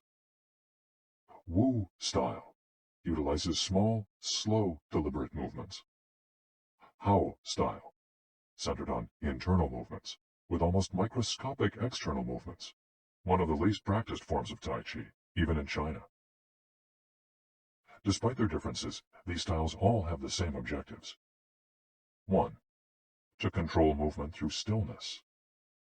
2. To overcome force through finesse. 3. To move second and arrive first. 4. To know yourself and your opponent. The 10 basic principles of Tai Chi. According to the master Yang Cheng Fu, the correct practice of Tai Chi follows 10 basic principles. 1. Elevate the crown of your head and focus all your energy there. 2. Tighten your chest and expand your back to lighten your lower body. 3. Relax your waist and let it guide your body. 4. Learn to differentiate between heaviness and lightness, knowing how your weight is distributed. 5. Relax the shoulders to allow free movement of the arms and promote the flow of energy. 6. Value the agility of the mind over the strength of the body. 7. Unify the upper and lower body so they act in concert. 8. Unify the internal and the external to synchronize mind, body, and breath. 9. Do not break the flow of your movement. Maintain fluidity and harmony. 10. Look for stillness in movement. An active body leads to a calm mind. Imitating clouds. One of the best-known movements in Tai Chi consists of following the form of clouds in an exercise called wave hands like clouds. Here are the steps. 1. Extend your arms in front of you with your palms down. 2. Turn your palms to face in, as though you were hugging a tree trunk. 3. Open your arms out to the side. 4. Bring the left arm up and center, and the right arm down and center. 5. Trace the shape of a ball in front of your body. 6. Turn your left palm toward your face. 7. Shift your weight to your left foot and pivot from your hip toward that side while your eyes follow the movement of your hand. 8. Bring your left hand to your waist and your right hand in front of your face. 9. Shift your weight to your right foot. 10. Pivot toward your right, looking at your raised right hand the entire time. 11. Repeat this movement fluidly, shifting your weight from one foot to the other as you reposition your hands. 12. Stretch your arms out in front of you again and bring them down slowly, returning to your initial position. Qigong, also known as Qi Kung. Its name combines Qi, life force or energy, and Gong, work, indicating that the form works with the individual's life force. Though relatively modern, especially under its current name, the art of Qigong is based on the Tao Yin, an ancient art meant to foster mental and physical well-being. The practice began to appear in reports on training in martial arts at the beginning of the 20th century, and by the 1930s was being used in hospitals. The Chinese government later popularized it, as it had done with Tai Chi. Qigong involves static and dynamic physical exercises that stimulate respiration in a standing, seated, or reclined position. There are many different styles of Qigong, but all of them seek to strengthen and regenerate Qi. Though its movements are typically gentle, the practice is intense. Benefits of Qigong. According to numerous international scientific studies, Qigong, like Tai Chi and yoga, offers significant health benefits. The following stand out among those proven through scientific research, as observed by Dr. Kenneth M. Sanser of San Francisco's Qigong Institute in his article, Medicinal Applications of Qigong. Modification of brainwaves. Improved balance of sex hormones. Lower mortality rate from heart attacks. Lower blood pressure in patients with hypertension. Greater bone density. Better circulation. Deceleration of symptoms associated with senility. Greater balance and efficiency of bodily functions. Increased blood flow to the brain and greater mind-body connection. Improved cardiac function. Reduction in the secondary effects of cancer treatments. Practicing these arts not only keeps us in shape, it also helps extend our lives. Methods for practicing Qigong. In order to practice Qigong correctly, we should remember that our life energy flows through our whole body. We should know how to regulate its many parts. 1. Tiao Shen. Regulating the body by adopting the correct posture. It's important to be firmly rooted to the ground. 2. Tiao Shi. Regulating the breath until it is calm, steady, and peaceful. 3. Jiao Xin. Regulating the mind. The most complicated part, as it implies emptying the mind of thoughts. Jiao Qi. Regulating the life force through the regulation of the 3 prior elements so that it flows naturally. 5. Jiao Shen. Regulating the spirit. The spirit is both strength and root in battle, as Yang Ming explains in The Essence of Taiji Qigong. In this way, the whole organism will be prepared to work together toward a single goal. The 5 elements of Qigong. One of Qigong's best-known exercises is a series representing the 5 elements: earth, water, wood, metal, and fire. This series of movements seeks to balance the 5 currents of energy in order to improve brain and organ function. There are several ways to do these movements. In this case, we're following the model of Professor Maria Isabel Garcia Monreal from the Qigong Institute in Barcelona. Earth. 1. Stand with your legs apart and your feet directly below your shoulders. 2. Turn your feet outwards slightly to straighten the posture. 3. Keep your shoulders relaxed and down, and your arms loose at your sides, slightly away from your body. This is the Wu Qi, or rooted posture.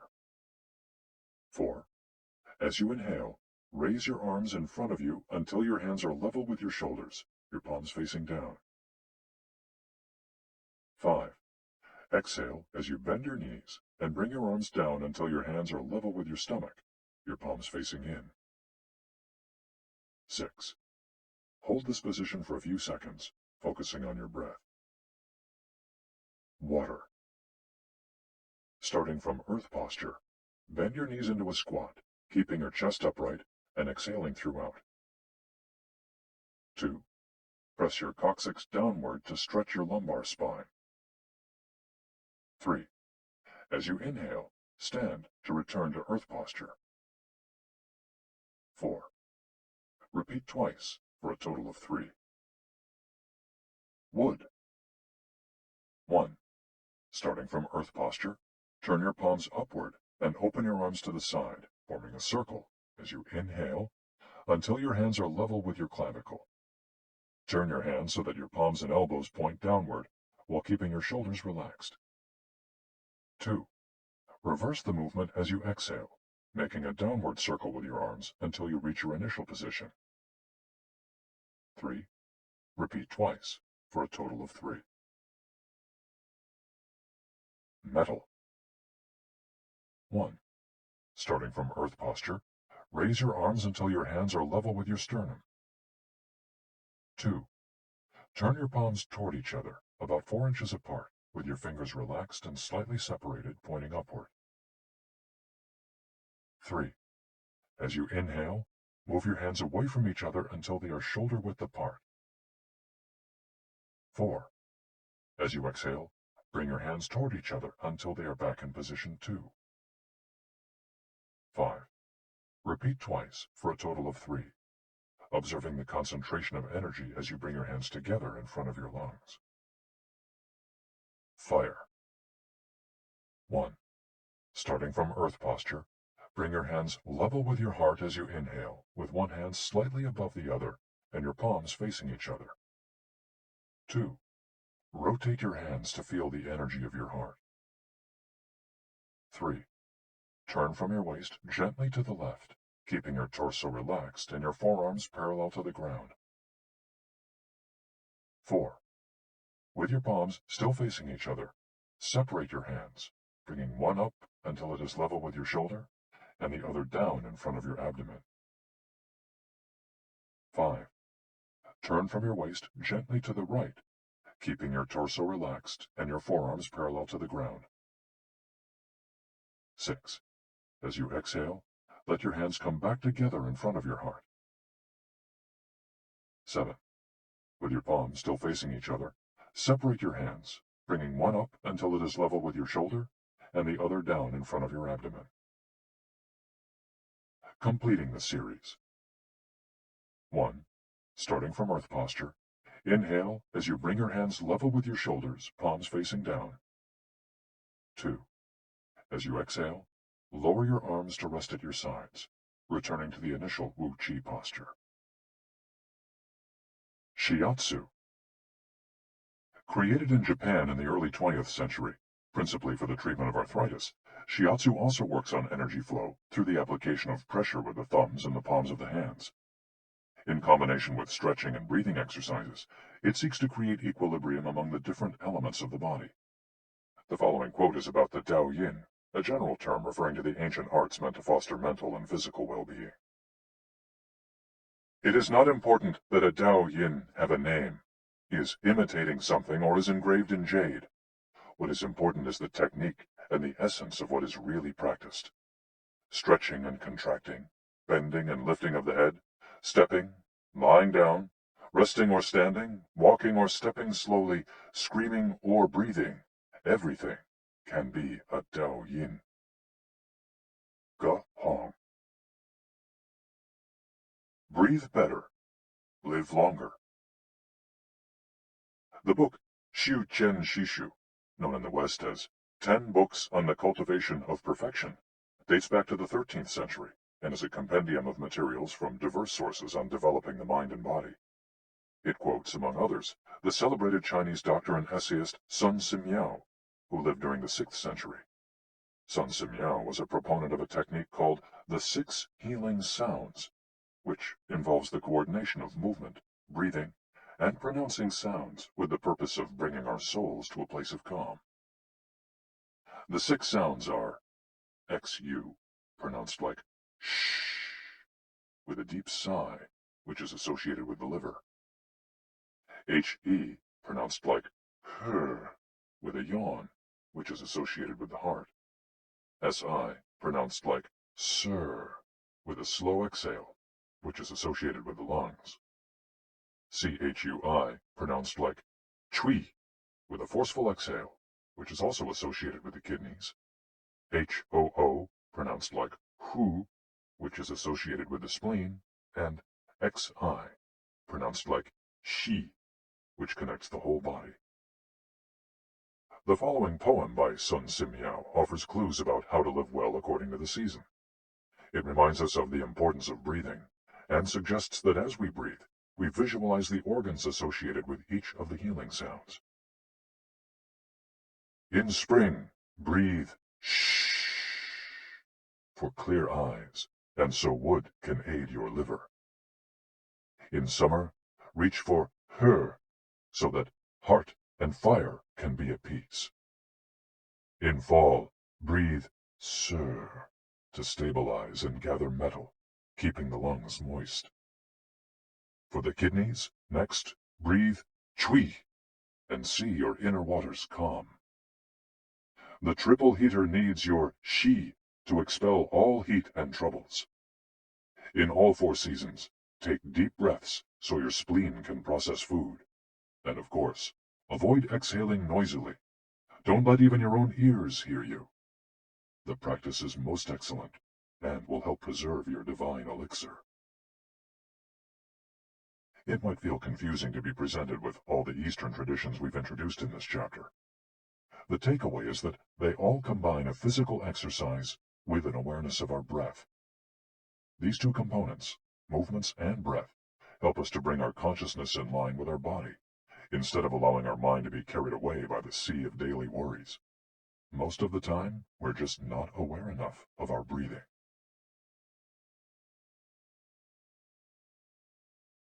Chapter 9. Resilience and Wabi-sabi. How to face life's challenges without letting stress and worry age you. What is resilience?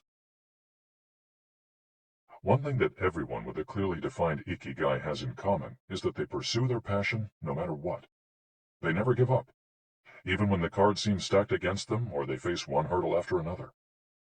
We're talking about resilience, a concept that's become influential among psychologists. But resilience isn't just the ability to persevere.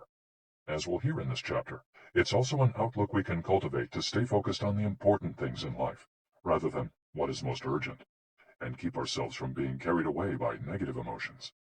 In the final section of the chapter, we'll explore techniques that go beyond resilience to cultivate anti-fragility. Sooner or later, we all have to face difficult moments, and the way we do this can make a huge difference to our quality of life. Proper training for our mind, body, and emotional resilience is essential for confronting life's ups and downs. Nana Korobia Oki. Fall 7 times, rise 8. Japanese proverb. Resilience is our ability to deal with setbacks. The more resilient we are, the easier it will be to pick ourselves up and get back to what gives meaning to our lives. Resilient people know how to stay focused on their objectives, on what matters, without giving in to discouragement. Their flexibility is the source of their strength. They know how to adapt to change and to reversals of fortune. They concentrate on the things they can control and don't worry about those they can't. In the words of the famous Serenity Prayer by Reinhold Niebuhr, God, give us grace to accept with serenity the things that cannot be changed. Courage to change the things which should be changed, and the wisdom to distinguish the one from the other. Emotional resilience through Buddhism and Stoicism. Siddhartha Gautama, Buddha, was born a prince of Kapilavastu, Nepal, and grew up in a palace, surrounded by riches. At 16, he married and had a child. Not satisfied by his family's wealth,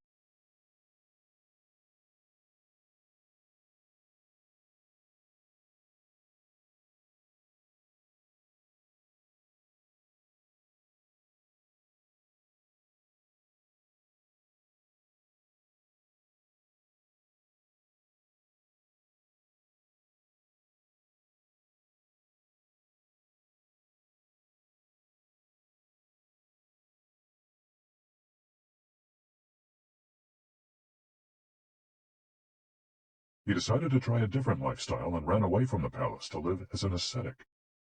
But it wasn't asceticism that he was looking for. It didn't offer the happiness and well-being he sought. Neither wealth nor extreme asceticism worked for him.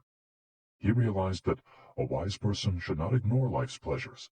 A wise person can live with these pleasures, but should always remain conscious of how easy it is to be enslaved by them. Zeno of Citium began his studies with the Cynics.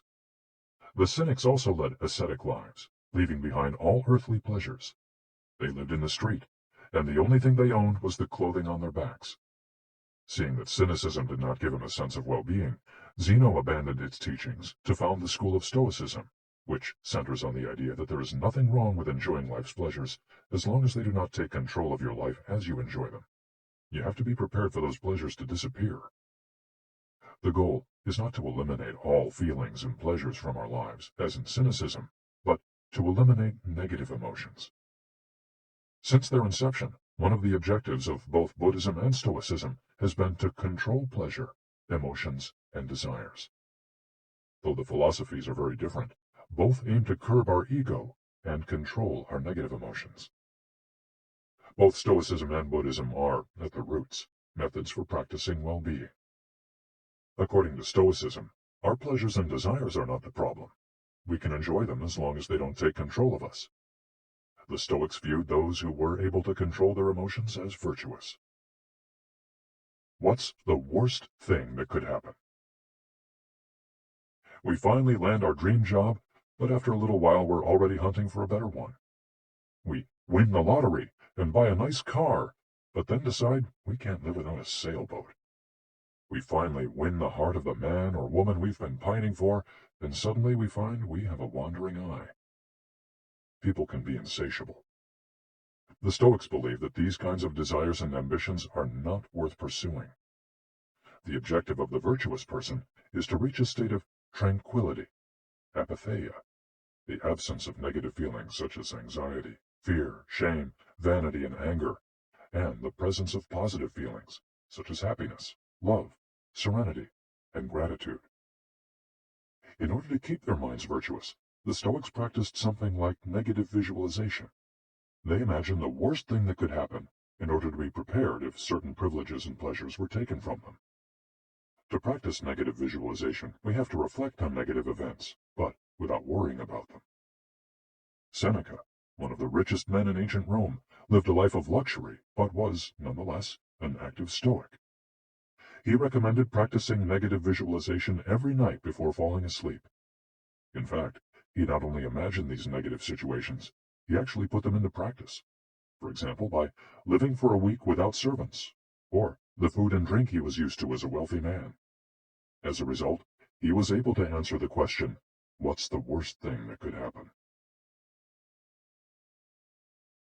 Meditating for healthier emotions.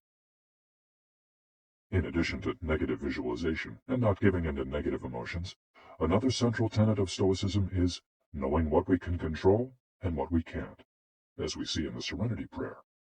Worrying about things that are beyond our control accomplishes nothing.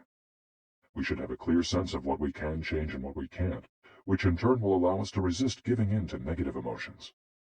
In the words of Epictetus, it's not what happens to you, but how you react that matters. In Zen Buddhism, Meditation is a way to become aware of our desires and emotions, and thereby free ourselves from them. It's not simply a question of keeping the mind free of thoughts, but instead involves observing our thoughts and emotions as they appear, without getting carried away by them. In this way, we train our minds not to get swept up in anger, jealousy, or resentment. One of the most commonly used mantras in Buddhism focuses on controlling negative emotions. Om Mani Padme Hum, in which Om is the generosity that purifies the ego, Ma is the ethics that purifies jealousy, Ni is the patience that purifies passion and desire, Pad is the precision that purifies bias, Me is the surrender that purifies greed, and Hum is the wisdom that purifies hatred. The here and now and the impermanence of things. Another key to cultivating resilience is knowing in which time to live. Both Buddhism and Stoicism remind us that the present is all that exists, and it is the only thing we can control. Instead of worrying about the past or the future, we should appreciate things just as they are in the moment, in the now. The only moment in which you can be truly alive is the present moment, observes the Buddhist monk Thich Nhat Hanh. In addition to living in the here and now, the Stoics recommend reflecting on the impermanence of the things around us. The Roman Emperor Marcus Aurelius said that the things we love are like the leaves of a tree. They can fall at any moment with a gust of wind. He also said that changes in the world around us are not accidental, but rather form part of the essence of the universe, a rather Buddhist notion, in fact. We should never forget that everything we have and all the people we love will disappear at some point. This is something we should keep in mind, but without giving in to pessimism. Being aware of the impermanence of things does not have to make us sad. It should help us love the present moment and those who surround us. All things human are short-lived and perishable, Seneca tells us.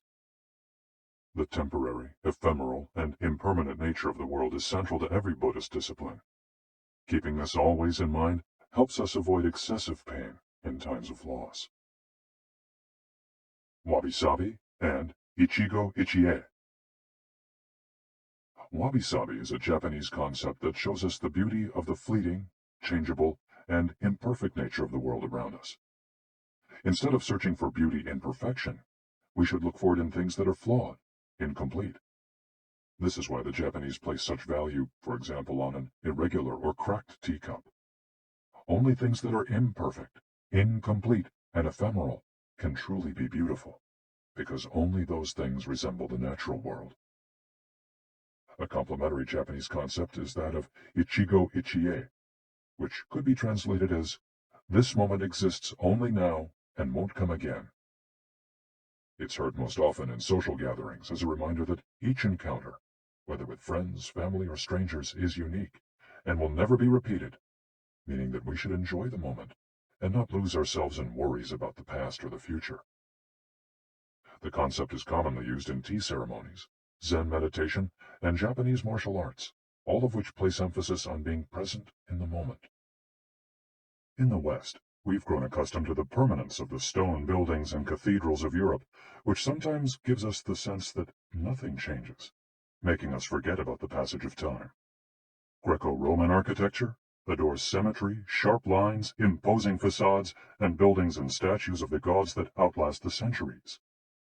Japanese architecture, on the other hand, doesn't try to be imposing or perfect, because it is built in the spirit of wabi-sabi. The tradition of making structures out of wood presupposes their impermanence and the need for future generations to rebuild them. Japanese culture accepts the fleeting nature of the human being and everything we create. The Grand Shrine of Ise, for example, has been rebuilt every 20 years for centuries. The most important thing is not to keep the building standing for generations, but to preserve customs and traditions, things that can withstand the passage of time better than structures made by human hands. The key is to accept that there are certain things over which we have no control, like the passage of time and the ephemeral nature of the world around us.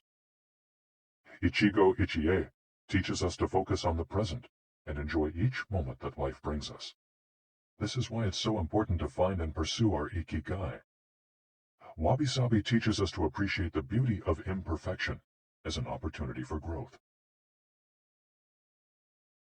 Beyond resilience, anti-fragility.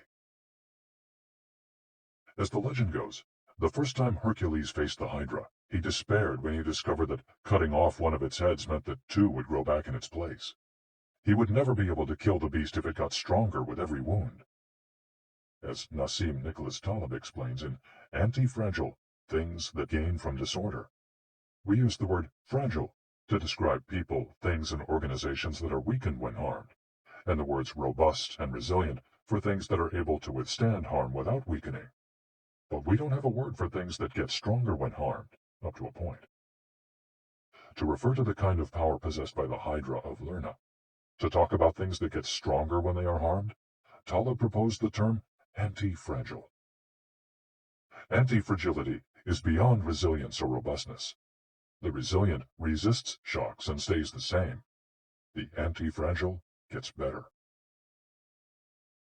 Catastrophes and exceptional circumstances offer good models for explaining anti-fragility. In 2011, a tsunami hit the Tohoku region of Japan, doing tremendous damage to dozens of cities and towns along the coast, most famously Fukushima. When we visited the affected coast 2 years after the catastrophe, having driven for hours along cracked highways and past one empty gas station after another, we passed through several ghost towns whose streets had been taken over by the remnants of houses, piles of cars, and empty train stations. These towns were fragile spaces that had been forgotten by the government and could not recover on their own. Other places, such as Ishinomaki and Kisenuma, suffered extensive damage but were rebuilt within a few years, thanks to the efforts of many. Ishinomaki and Kisenuma showed how resilient they were in their ability to return to normal after the catastrophe. The earthquake that caused the tsunami also affected the Fukushima nuclear power plant. The Tokyo Electric Power Company engineers working at the plant were not prepared to recover from that kind of damage. The Fukushima nuclear facility is still in a state of emergency and will be for decades to come. It demonstrated its fragility in the face of an unprecedented catastrophe. The Japanese financial markets closed minutes after the earthquake. Which businesses did the best in the aftermath? Stock in big construction companies has been steadily on the rise since 2011. The need to rebuild the entire coast of Tohoku is a boon for construction. In this case, Japanese construction companies are anti-fragile, since they benefited enormously from the catastrophe. Now let's take a look at how we can apply this concept to our daily lives. How can we be more anti-fragile? Step 1. Create redundancies. Instead of having a single salary, try to find a way to make money from your hobbies, at other jobs, or by starting your own business. If you have only one salary, you might be left with nothing should your employer run into trouble, leaving you in a position of fragility. On the other hand, if you have several options and you lose your primary job, it might just happen that you end up dedicating more time to your secondary job, and maybe even make more money at it. You would have beaten that stroke of bad luck, and would be, in that case, anti-fragile. 100% of the seniors we interviewed in Ogimi had a primary and secondary occupation. Most of them kept a vegetable garden as a secondary job and sold their produce at the local market.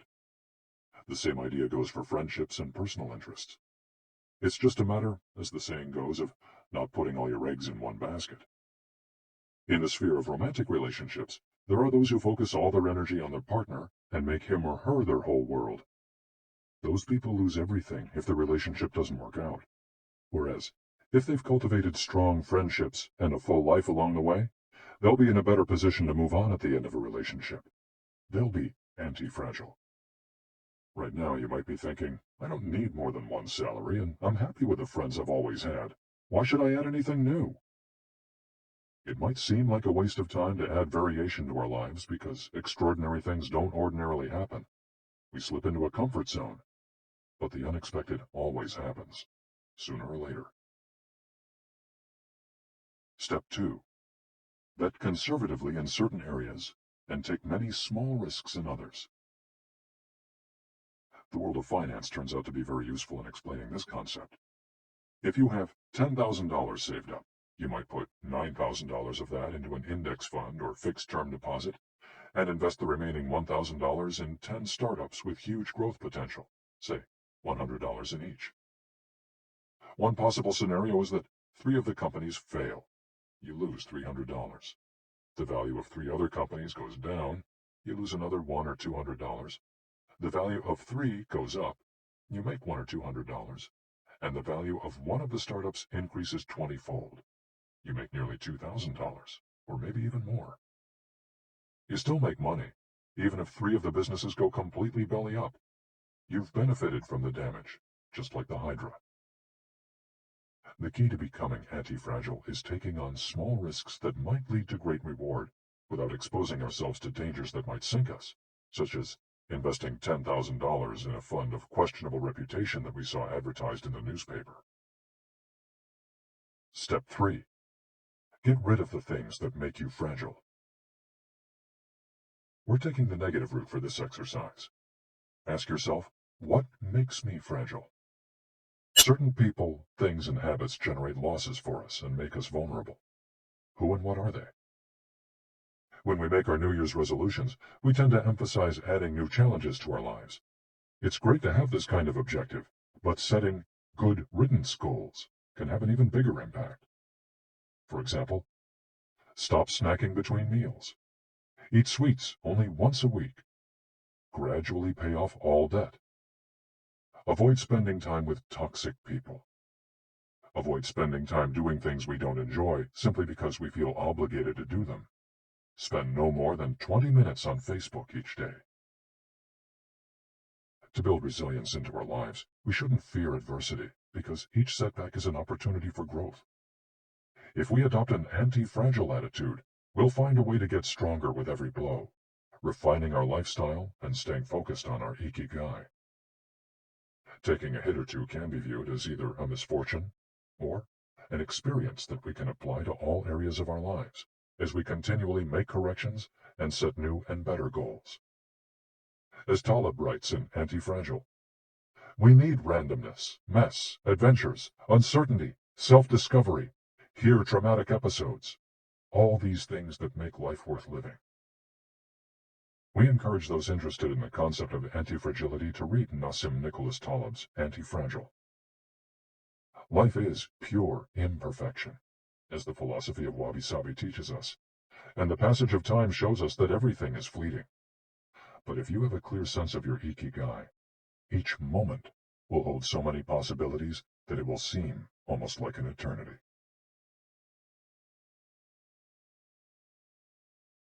Epilogue. Ikigai, the art of living. Mitsuo Aida was one of the most important calligraphers and haikuists of the 20th century. He is yet another example of a Japanese person who dedicated his life to a very specific Ikigai, communicating emotions with 17-syllable poems using a shodo calligraphy brush.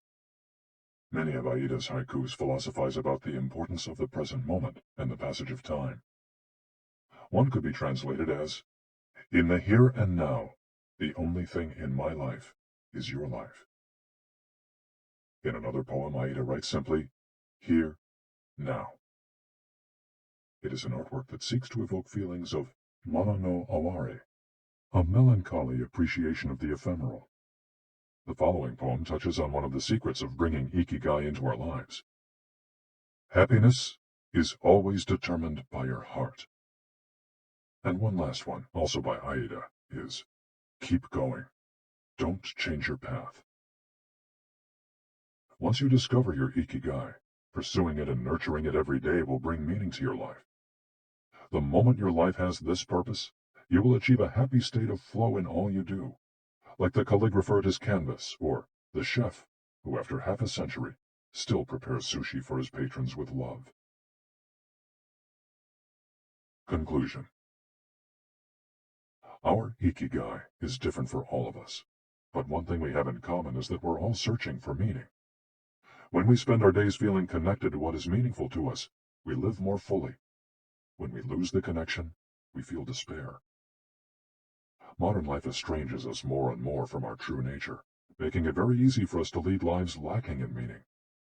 Powerful forces and incentives, money, power, attention, success, distract us on a daily basis. Don't let them take over your life. Our intuition and curiosity are very powerful internal compasses to help us connect with our Ikigai. Follow those things you enjoy, and get away from or change those you dislike. Be led by your curiosity, and keep busy by doing things that fill you with meaning and happiness. It doesn't need to be a big thing. We might find meaning in being good parents or in helping our neighbors. There is no perfect strategy to connecting with our Ikigai. But what we've learned from the Okinawans is that we should not worry too much about finding it. Life is not a problem to be solved. Just remember to have something that keeps you busy doing what you love while being surrounded by the people who love you. The 10 Rules of Ikigai. We'll conclude this journey with 10 rules we've distilled from the wisdom of the long-lived residents of Ogimi. 1. Stay active. Don't retire. Those who give up the things they love doing and do well lose their purpose in life. That's why it's so important to keep doing things of value, making progress, bringing beauty or utility to others, helping out, and shaping the world around you, even after your official professional activity has ended. 2. Take it slow. Being in a hurry is inversely proportional to quality of life. As the old saying goes, walk slowly and you'll go far. When we leave urgency behind, life and time take on new meaning. 3. Don't fill your stomach. Less is more when it comes to eating for long life, too. According to the 80% rule, in order to stay healthier longer, we should eat a little less than our hunger demands, instead of stuffing ourselves. 4. Surround yourself with good friends. Friends are the best medicine. There for confiding worries over a good chat, sharing stories that brighten your day, getting advice, having fun, dreaming, in other words, living. 5. Get in shape for your next birthday. Water moves. It is at its best when it flows fresh and doesn't stagnate. The body you move through life in needs a bit of daily maintenance to keep it running for a long time. Plus, exercise releases hormones that make us feel happy. 6. Smile. A cheerful attitude is not only relaxing, it also helps make friends. It's good to recognize the things that aren't so great, but we should never forget what a privilege it is to be in the here and now, in a world so full of possibilities. 7. Reconnect with nature. Though most people live in cities these days, human beings are made to be part of the natural world. We should return to it often to recharge our batteries. 8. Give thanks. To your ancestors, to nature, which provides you with the air you breathe and the food you eat. To your friends and family, to everything that brightens your days and makes you feel lucky to be alive. Spend a moment every day giving thanks, and you'll watch your stockpile of happiness grow. 9. Live in the moment. Stop regretting the past and fearing the future. Today is all you have. Make the most of it. Make it worth remembering. 10. Follow your Ikigai.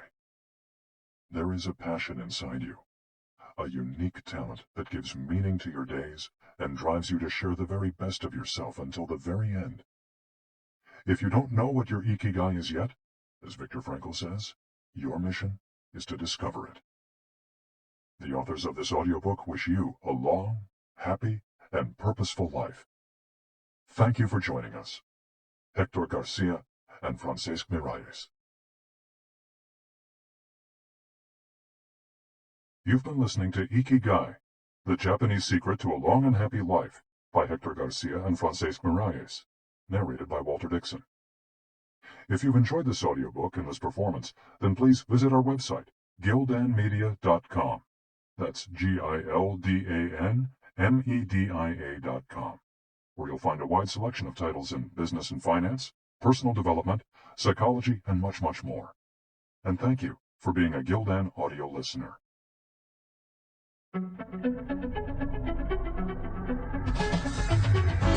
This has been a Gildan audio production. For more affordable, mind-enriching programs, visit our website at gildanmedia.com.